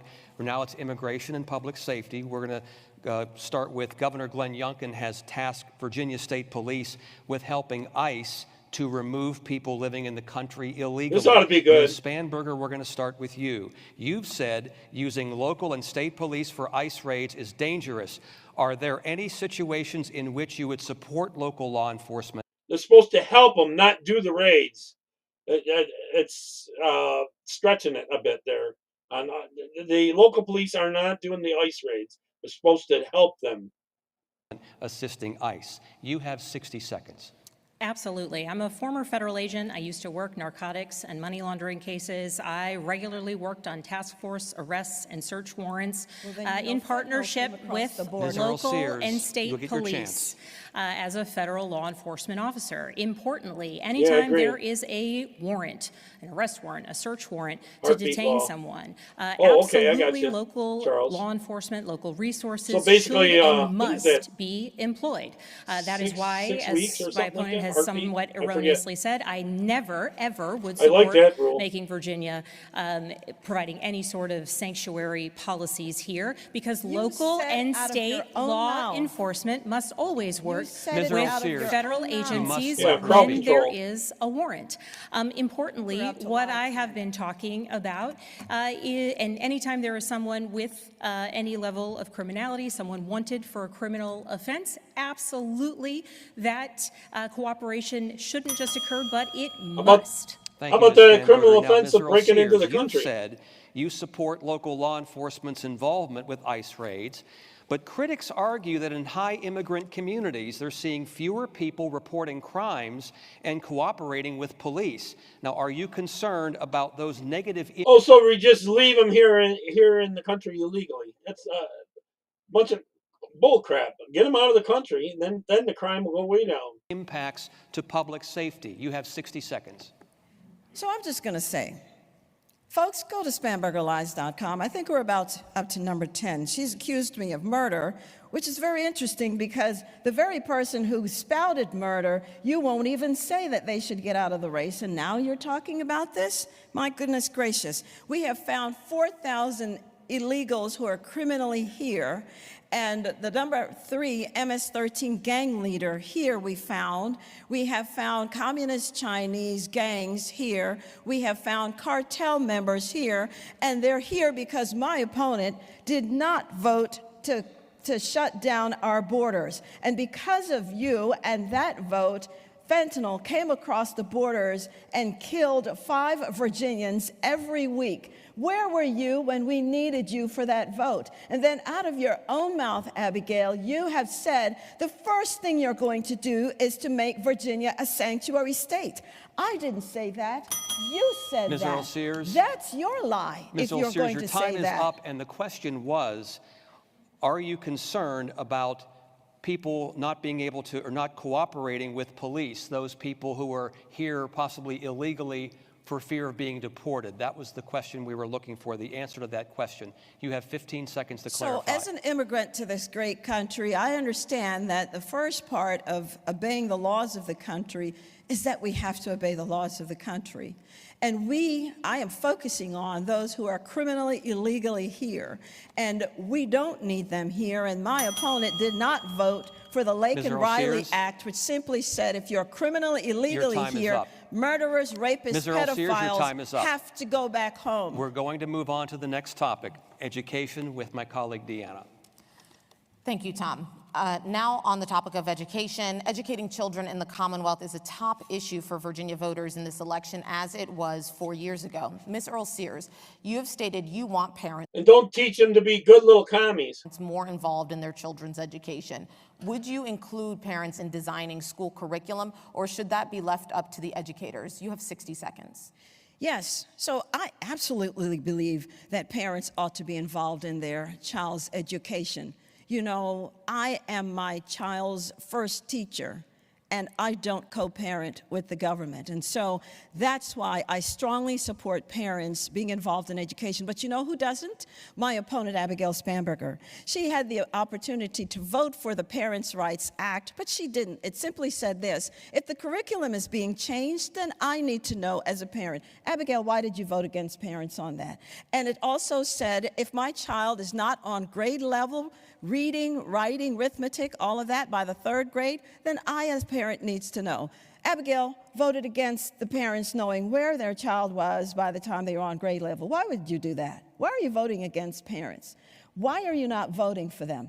Then she voted against the parents knowing whether there was violence in the schools. Abigail, this is a simple question. Why did you vote for that? Why would you vote for parents not knowing if violence is being committed? Ms. Earl Sears, I have a follow-up question for you.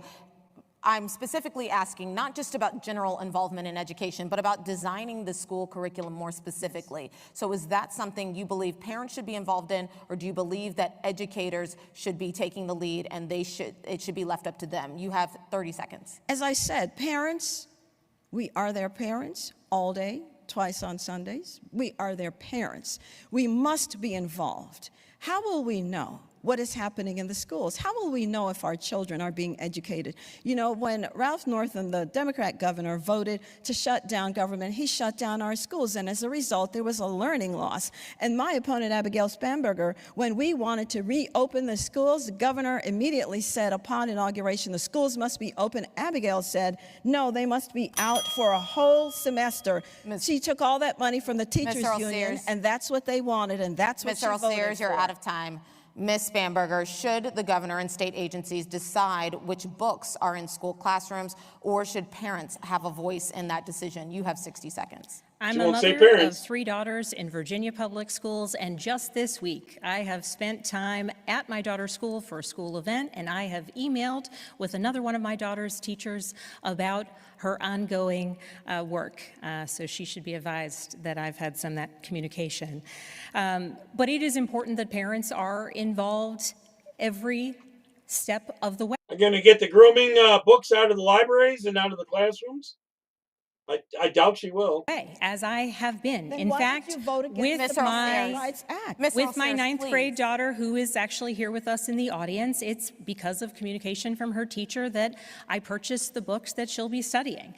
Parent engagement is extraordinarily important, and I support the strength of our public schools because public schools across Virginia provide opportunity. They provide opportunity to students everywhere. How about those books that Daddy Does the Son and all that kind of stuff? And how about having sex with the daughter and all that kind of stuff in these stupid books? And unlike my opponent, I do not support defunding public schools. I do not support taking public dollars out of public schools, as my opponent has advocated for the entirety. Ms. Earl Sears, we're not going to be able to get to as many topics if we keep having to give Ms. Spanberger time as you're interrupting her. It's a lie. I think I'm up to lie 12. But my opponent is Abigail. You will have chance to answer your question, Lieutenant Governor. It was federal government overreach and an unfunded mandate. That is what I told my Republican colleagues at the time. If you want to be federal, you should have stayed in Congress. I said it was federal time to overreach, move on to the ma'am. next If you wanted topic. to be federal, you should have stayed in Congress. Moving on to the next topic now, please. We're going to go to Ms. Spanberger here on the topic of marijuana. I know You have totally stated losing on your the support issues. legalizing a retail market for recreational marijuana that prioritizes public safety. What public safety concerns do you have? You have 30 seconds. It's important that there be transparency in what is available on the market. As a former federal agent who worked narcotics cases, as a CIA officer who tracked transnational criminal organizations, as the only person on stage who's had bills signed into law by President Trump related to stopping the flow of fentanyl into our country. Please continue. As the only person on stage who's had a bill signed into law by President Trump restricting fentanyl flowing into our country and tightening our border security, and as the only person on stage with the endorsement of the Police Benevolent Association, it is extraordinarily important that we have transparency and that there is a clear market in order to be enforced, because it is in the absence of an open and you should see how what she says on the campaign trail is really left wing. Very, very. She's definitely going for that vote, especially in the Fairfax area. She's trying to get out the vote there of all the commies, and she's really going for the Muslim vote there. A clear and extraordinarily transparent market that law enforcement is not able to. Don't even know what you're saying. Ms. Spanberger, your time is up. Now we'll go to Ms. Earl Sears on this issue. The governor has twice vetoed bipartisan efforts to legalize a retail market for recreational cannabis. Would you sign a bill legalizing the commercial sale of any cannabis products in Virginia? You have 30 seconds. Not strong I on believe that in issue, medicinal marijuana. I believe it has value. But you know, I had a business, and when I had my business and my employees came up positive for marijuana, they couldn't work for me. They couldn't drive my trucks. They couldn't go in and repair anything. We're working on gas. We're working on electric. We can't afford to have people who are working and they don't know what they're doing. They'll blow everything up. Now, my opponent, I don't understand. You know, she says one thing and then she does another, or she does one thing and says another. Your time is up, can't Ms. figure Sears. her out. Ms. Earl Sears, your time is up. Who are you, Abigail? Ms. Earl Sears, we are moving on to talk moving about Sounds the like current Hillary. administration, and I'm going to be starting with you for this topic. A central theme of your campaign is let's keep a good thing going, referring to Governor Youngkin's time in office. Is there anything that you would do differently? Yeah, Youngkin's done a good job from what I hear, considering the legislative branch is Democrat. You have 30 seconds. So the governor and I have had many talks, as you can imagine. We ran as a team and we work as a team. And I've been previously elected in 2001, and then I left political office. And, you know, I saw how badly our children were not being educated, and so I came back. I said somebody ought to do something, and I figured that was me. So the governor and I... Yeah, the Democrats all for it, because up near Fairfax, just outside of D.C., there's a lot of liberals that came here, and they're working in government. As I've said, we've created all of these wonderful jobs. In fact, my opponent was before the State Chamber of Commerce and saying in January that she was running on the successes of all the businesses that we've been able to bring here. Now she's suddenly running away from it. Just a quick follow-up, Ms. Earl Sears. So is there one thing that you would do differently from Governor Youngkin? You have 15 seconds to clarify. So you know who wasn't running away from all the wonderful successes we've had in bringing jobs here? My opponent. She loved everything that we've done. So why would I run away? And by the way, the things that I'm talking with the governor about, I'm not going to disclose here to you. Okay, thank you, Ms. Earl Sears. Ms. Spanberger, Governor Youngkin is wrapping up his term with positive approval ratings, according to our Emerson College Next Star poll. Are there any Youngkin policies or priorities you would keep if you were elected governor? You have 30 seconds. Absolutely. I think Governor Youngkin has made a strong path forward on advanced nuclear, welcoming advanced nuclear here to the Commonwealth of Virginia. It's something that I supported during my time in Congress, and as governor, I will continue to ensure that Virginia can be a leader. Ma'am, that is not true. That's true. I That's support all an you all of said the you above wanted. strategy, You and know I that. think Ms. advanced nuclear Earl-Sears, is I extraordinarily need you important. to let her speak. But importantly, places where I do Michael Bills isn't differ, going to let you have places Ms. where I Earl-Sears. differ would be on the fact that Virginia lost its place as the #1 place for business, and we have had 7 months of rising you going to unemployment let rates here in the Commonwealth of Virginia, and I would you. work to lower costs and grow our economy Thank you, Ms. in the face of Spanberger. these challenges. Thank you, Ms. Spanberger. We're moving on to our next question. Yeah, we are winding down tonight, and we want to end with one fun question. So this will be, I think, something that'll bring a smile to our faces tonight. The mother of presidents is the state Yeah, you're of right, Virginia. Colin. You got A that little over in history England lesson here. or So in Britain. Virginia has Real 8 bad. U.S.-born presidents. It's- We'll start with it's Ms. growing here. Spanberger. Which one is your All by favorite? You have design. 30 seconds. As a UVA alumna, I'm going to have to go with Thomas Jefferson. Said that because And he's why? from Virginia. Because he started the university, with all due respect to graduates of other universities. Okay, we have Ms. Earl-Sears. Who is your favorite Virginia president? Well, I would have to say it would have to be the very first one, George Washington. He was a profile in courage, absolutely. It is because of him why we Good don't answer. have monarchs here.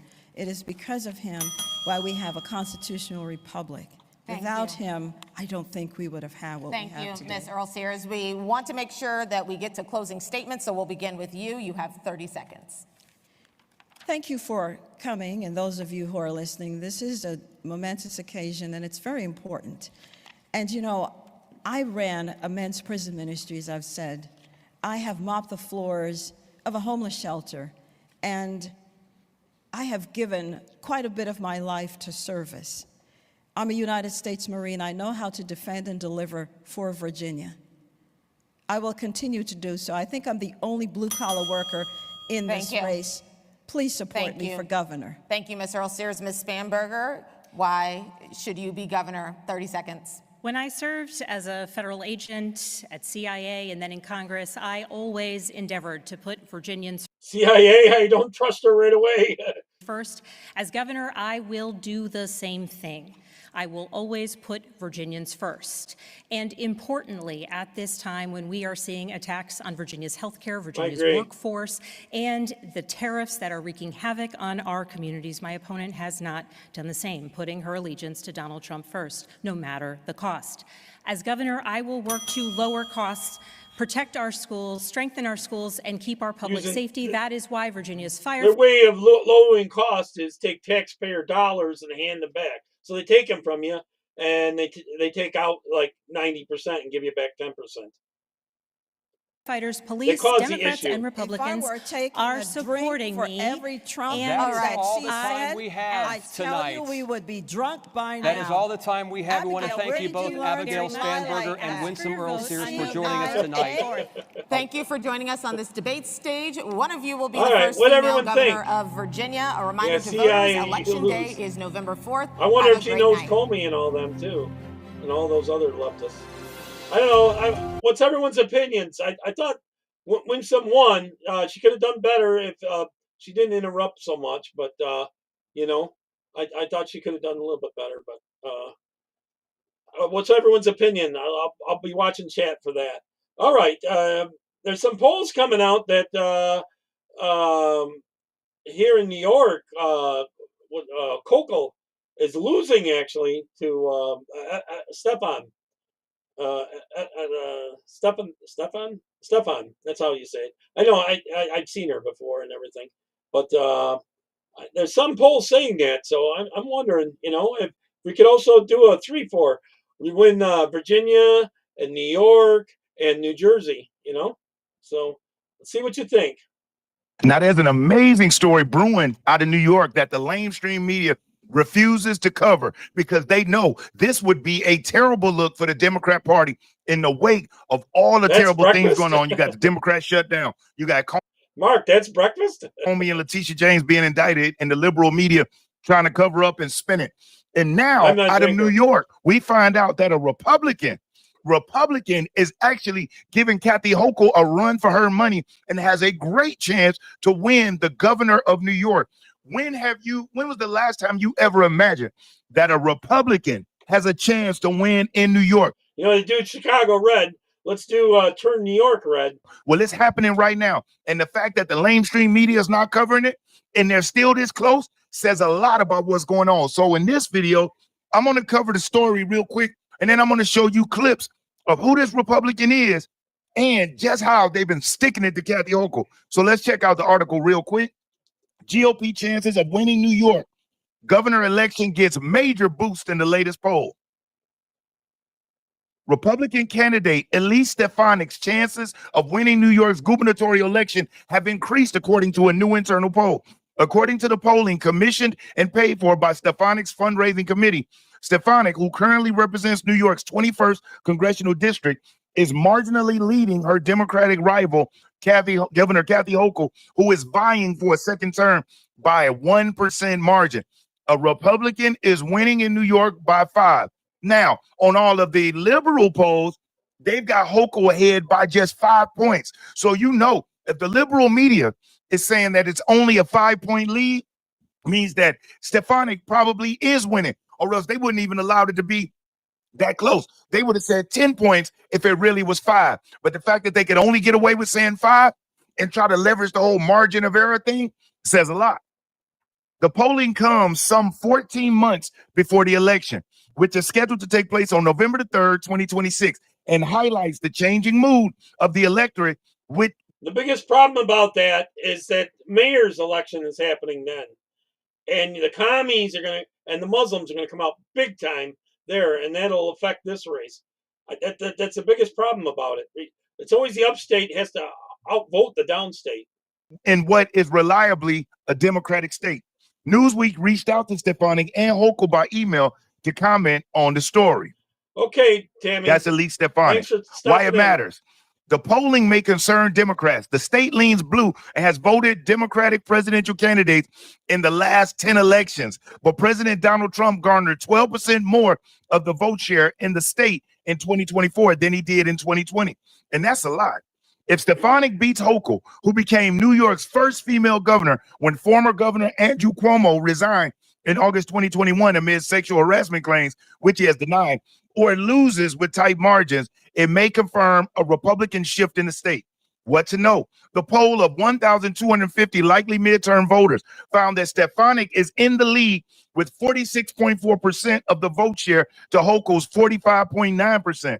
This was in scenario in which Hochul's recent endorsement of New York mayoral candidate Zoran Mamdani was taken into account. When that decision was not taken into account, Hochul was in the lead by 48% to 43%. So taking into account, if Hochul didn't endorse Mamdani, it was 48-43, but she did endorse Mamdani.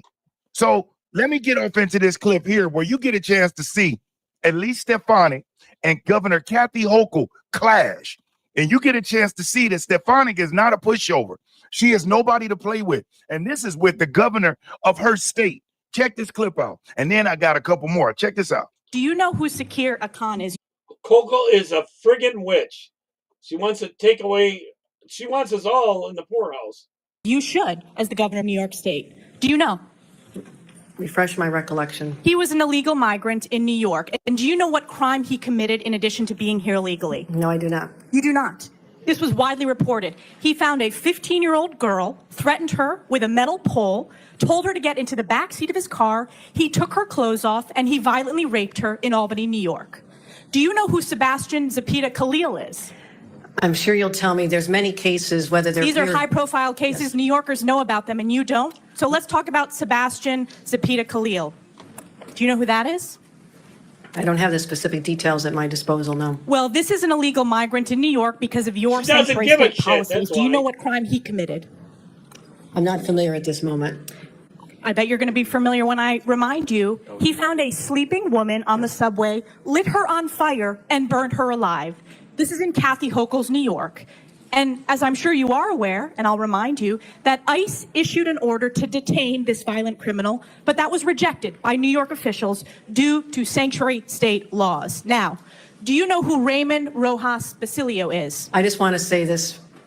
These crimes are horrific, I condemn them. Because of And I your would say sanctuary state policies. In all of these cases, we would work with ICE to remove You did them. not in this case. They are They need walking our on the assistance. streets because of your policies and your executive order that you signed 3 times. Now, Raymond Rojas Basilio, do you know who that is? I'm telling you this.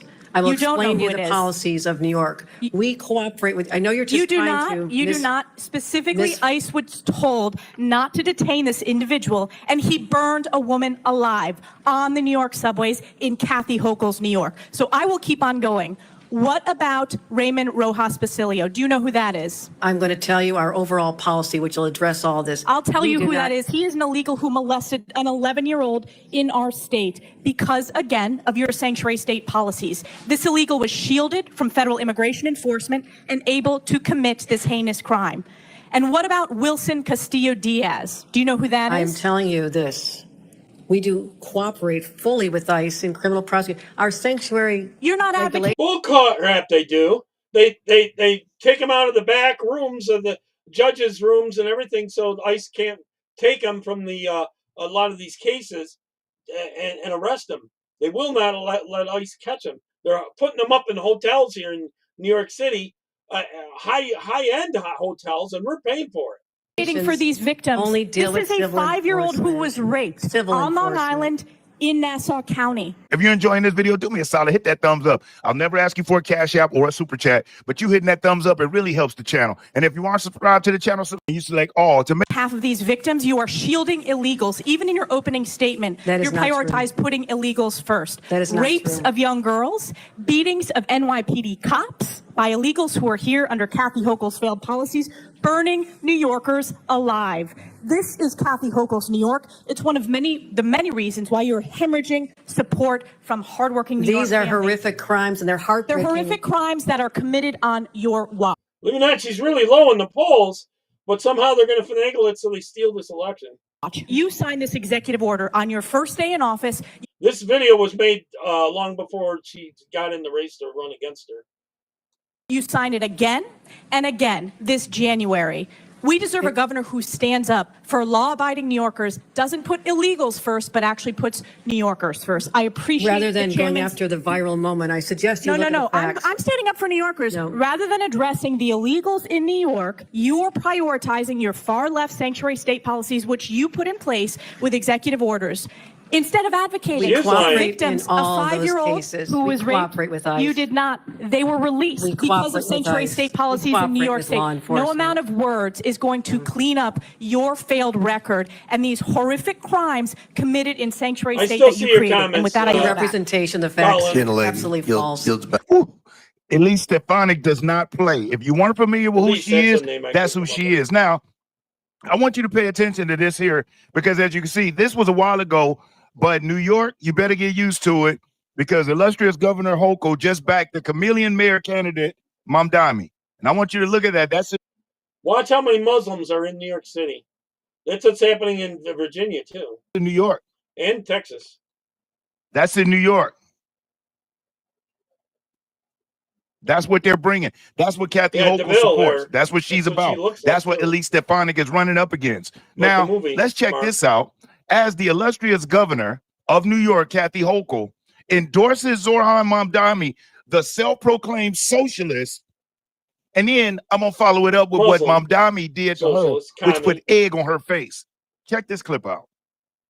After months of delay, New York Governor Kathy Hochul caving to her far-left base and endorsing socialist Zoran Mamdani for the New York City mayor. Moments ago, President Trump reacting, calling her support for the quote communist a bad move. And our next guest agrees as she faces a growing push to challenge Hochul for trying to governor. turn us all New York into Congresswoman Dearborn, Elise Stefanik Michigan. joins us now. And Congresswoman, you did not waste much time going after her decision to do it. Why? Well, Kathy Hochul is the worst governor in America, and it was only a matter of time before she bent the knee for this There's some debate on that, but she's up there. I know. I'm near New York. raging anti-Semite gotta be communist. right up near the The top. reality is Kathy Hochul owns Zoran Mamdani's position to defund the police, Michigan, to abolish our Illinois, law enforcement, to California. abolish prisons, to abolish private health care insurance, to decriminalize sex workers. It is outrageous. She also owns every radical proposal, whether it's raising taxes, whether it's government. She's also getting filthy rich somehow. run grocery stores, and his anti-Semitism, which puts New York at risk and is a danger to the Jewish community in New York City. Kathy Hochul owns this. And the sad thing is, Brian, the majority of New York City residents have said they support anyone other than Zohran Mamdani. She is so petrified of her far left that she is bending the knee to this communist. She owns him lock, stock, and barrel. I want to give a big shout out to the sponsor of this video, Chapter. And here's why.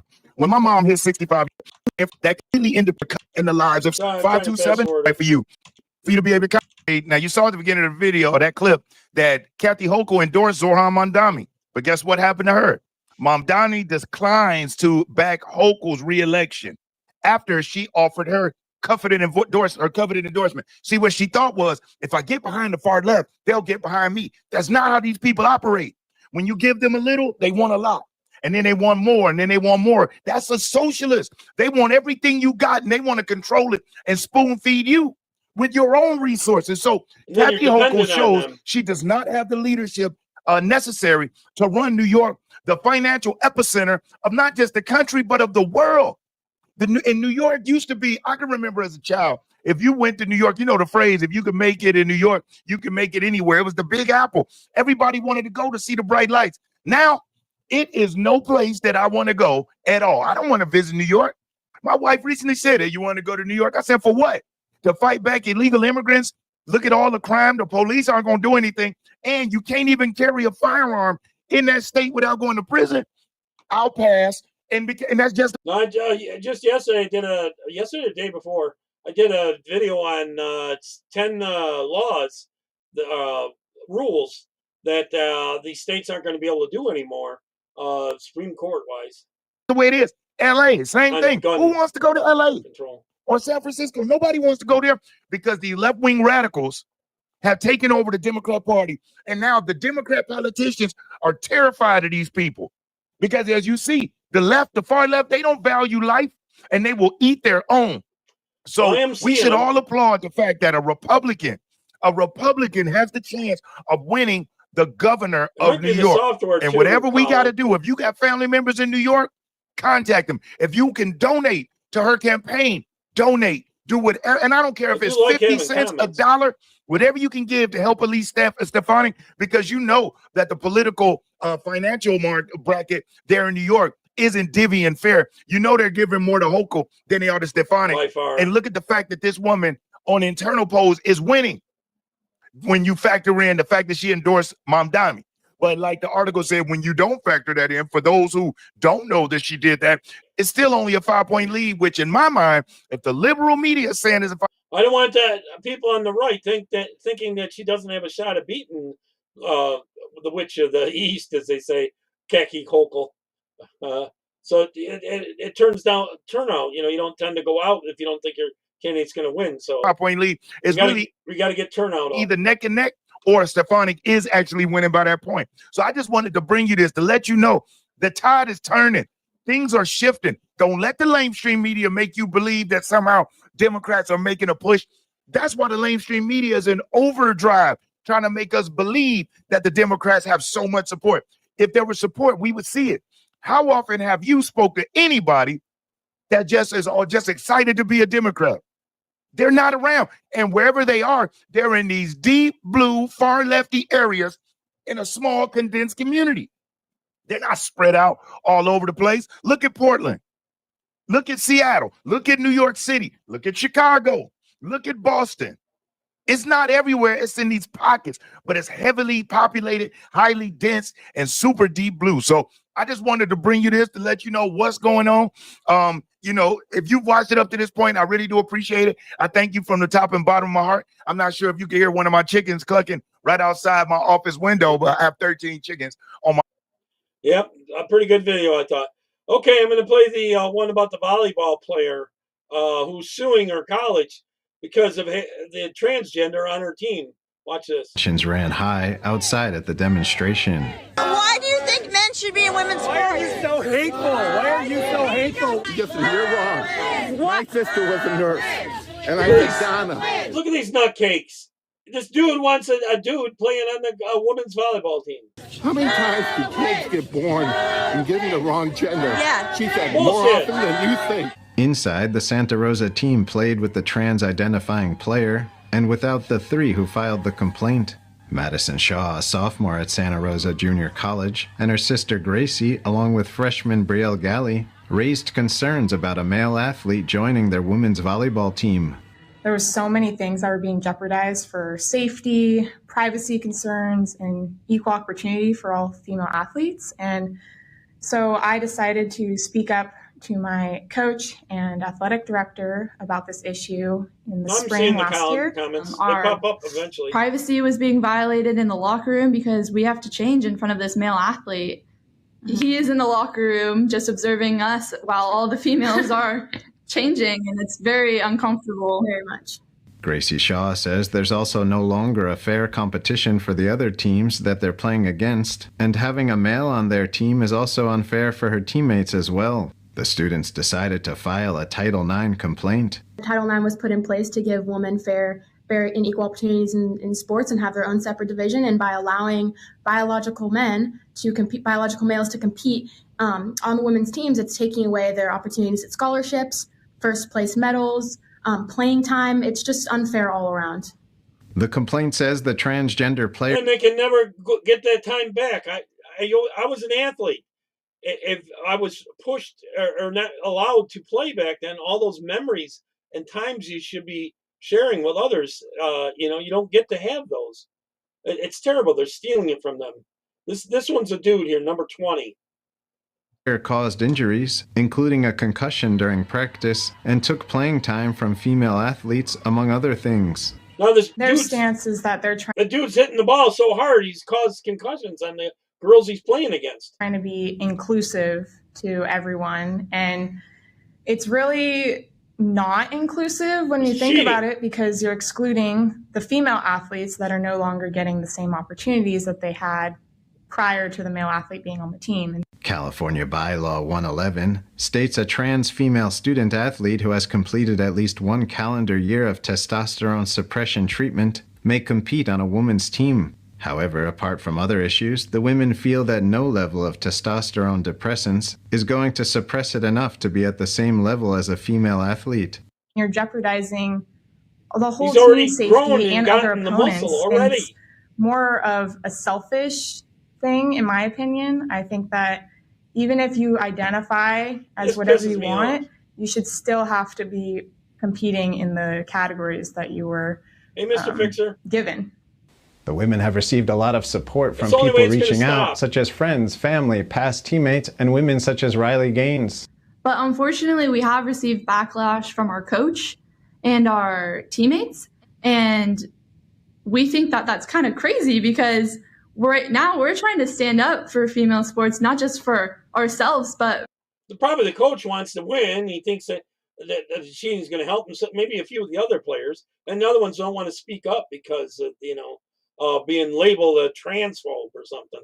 They've got a mental issue. For our sisters and other females down the line. All three have paid a big personal price for making a stand. They all had plans to get a scholarship and transfer to play at a 4-year school, but losing a year of playing has made that unlikely. But again, like Madison said, it's worth it. I mean, what we're doing is so much greater. The women share their advice with others who may go through a similar struggle. Do the hard thing that a lot of people aren't willing to say, because the more times that the hard things are said, the easier it will become. Continue to speak the truth, and just know that there is going to be more good that comes out of this than bad. American River defeated Santa Rosa in 4 sets on the night of the demonstration. The three hope they can soon get back on the court to help their team, but are prepared to keep the fight going on the legal battleground until they feel women are safe. Daniel Monahan, NTD News. Daniel Monahan with another great report. Now, in a statement to media last month, Santa Rosa Junior College said that it's committed to fostering an inclusive and supportive environment for all students and employees. The statement added that the district follows state regulations. Yeah, what a bunch of bull. Irritates me. All right, what's going on with the vote out in California is they're cheating on the secret ballot out in California about redistricting, which Newsom's trying desperately to get out there, because he wants to run for president and he knows the electoral college thing, So in the House races, he wants the Congress and all that kind of stuff. There we go. Watch this video. This is a real video of a California voter who's just received his ballot for this outrageous election rigging scheme from Gavin Newsom. And you watch what happens. It is clear that now for millions of Californians in multiple counties across our state, their vote in this election is not secret. Vote is cast right here. I agree, Mr. Fixer. Marianne, they are suing. They're suing. Oh, they're not suing the coach. They're suing the college. They should sue the coach too. Maybe they would stop it. Put the ballot in this way.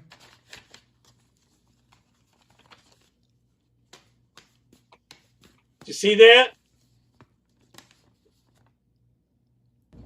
Secret ballots are the foundation of confidence in the democratic process. If you don't have that, no one can have any confidence in it, and that's where we are today. This whole election was rushed, it was pushed through the legislature without proper scrutiny, and here's the result. Massive irregularities right across our state, multiple counties, millions of people affected. That's why I'm saying today that we need to suspend the Prop 50 election while we investigate these irregularities and fix them so we can have confidence in our elections in California, including it's designed to suspend cheat. the Prop 50 election. Unbelievable. All right, this lady came up with the next time Democrats pull the race slave card, start talking about reparations. This is an interesting You guys, take on my it. last video, many people commented that the very first legal slave owner in America was a Black person. And I was like, I have seen this comment enough that I will look it up myself. I'm sure that this is completely untrue, but let's see where they're getting this from, where they can feel like they can say such a thing. You guys, I have breaking news from the year 1621. I feel like an idiot. If you already knew this, leave me alone. I'm doing my best. But apparently, I'm going to tell you a story. I literally should. Anthony Johnson was a slave brought over from Africa. Okay, so what I did know that many people don't know is that Black people were not just, or Africans were not just stolen by Europeans and shipped over to America. They were sold by other Africans. I did know that. A lot of people don't know that. So this was not news to me. But he was sold and he was brought over as an indentured servant, and he was free because he served his time. An indentured servant serves it just for turns out to a who period can of time cheat to more, pay off right? a debt or to earn their freedom, and then they get to be free. And that was the model that was meant for the Africans in America. Hang with me because this gets crazy. He was an indentured servant himself. He earned his own freedom. He bought land, and then he owned slaves. He was the first. Yeah. I'm going to get there. Okay. He owned slaves, Black and white slaves on his tobacco farm. Are you kidding me? He owned white people? So many generations okay. anyways. So he owns white people. And then there's this guy named John Kasser. John Kasser earns his freedom through indentured servitude because that's the model. And Anthony's like, no, actually, you're my slave for life. I know that nobody's ever heard of this, and this is not the typical model, but you will actually not be earning your freedom, and you will be my slave for life. So he goes to court, and he pleads his case, and he's like, you guys get back to me with a ruling on whether or not I can keep John forever, because I don't really want him to be let go. There are other reasons. There was a neighbor, whatever. It doesn't matter. He's like, he's going to be my slave for life. And the court rules in Anthony's favor and is like, we love this for you. Keep him forever. So Anthony Johnson is the first legal slave owner. It's the first legal acknowledgement in English America that an African could be held as a slave for life. And he was owned by a Black man who owned other slaves who were both Black and white. And when they were writing our history books, they were like, we don't need to talk about that. Are you joking? I don't know if I'm being dramatic, but this changes everything. Yeah, Mr. Fixer, here in New York, they're trying to take away the tax exempt things in the Indian-owned gas stations and the casinos, and there's been big fights between the governor and them, but they still seem to vote Democrat because they do know that in terms of other things they get in terms of they play the race card so much, when it's a Republican running against them and stuff like that, and they get welfare on the reservations. A lot of the people living there, that the gas station might be making a lot of money, but the people living in the reservation areas are getting welfare, and they always scare them. Oh, they're gonna take away your welfare or your other freebies and stuff like that. Guess who owned the slave ships? Yeah, I know. You're right. Okay, I'm going to leave it there. I should be on. I'm going to plan on being on like 5 o'clock tomorrow, 5 p.m. Eastern time. All right. God bless everyone. Take care. Bye bye.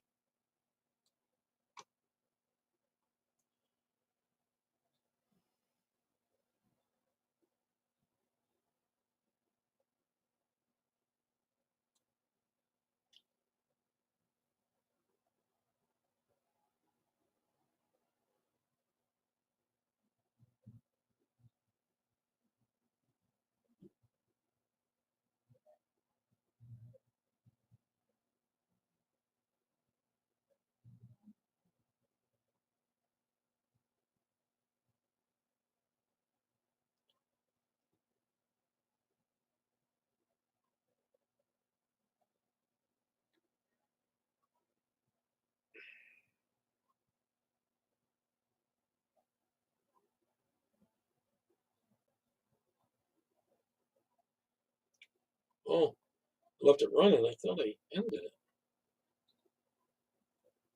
It's not ending?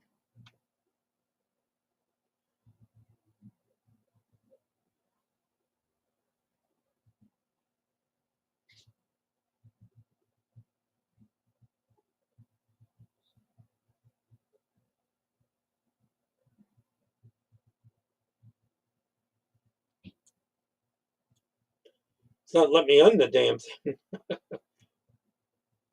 Come on. What the heck?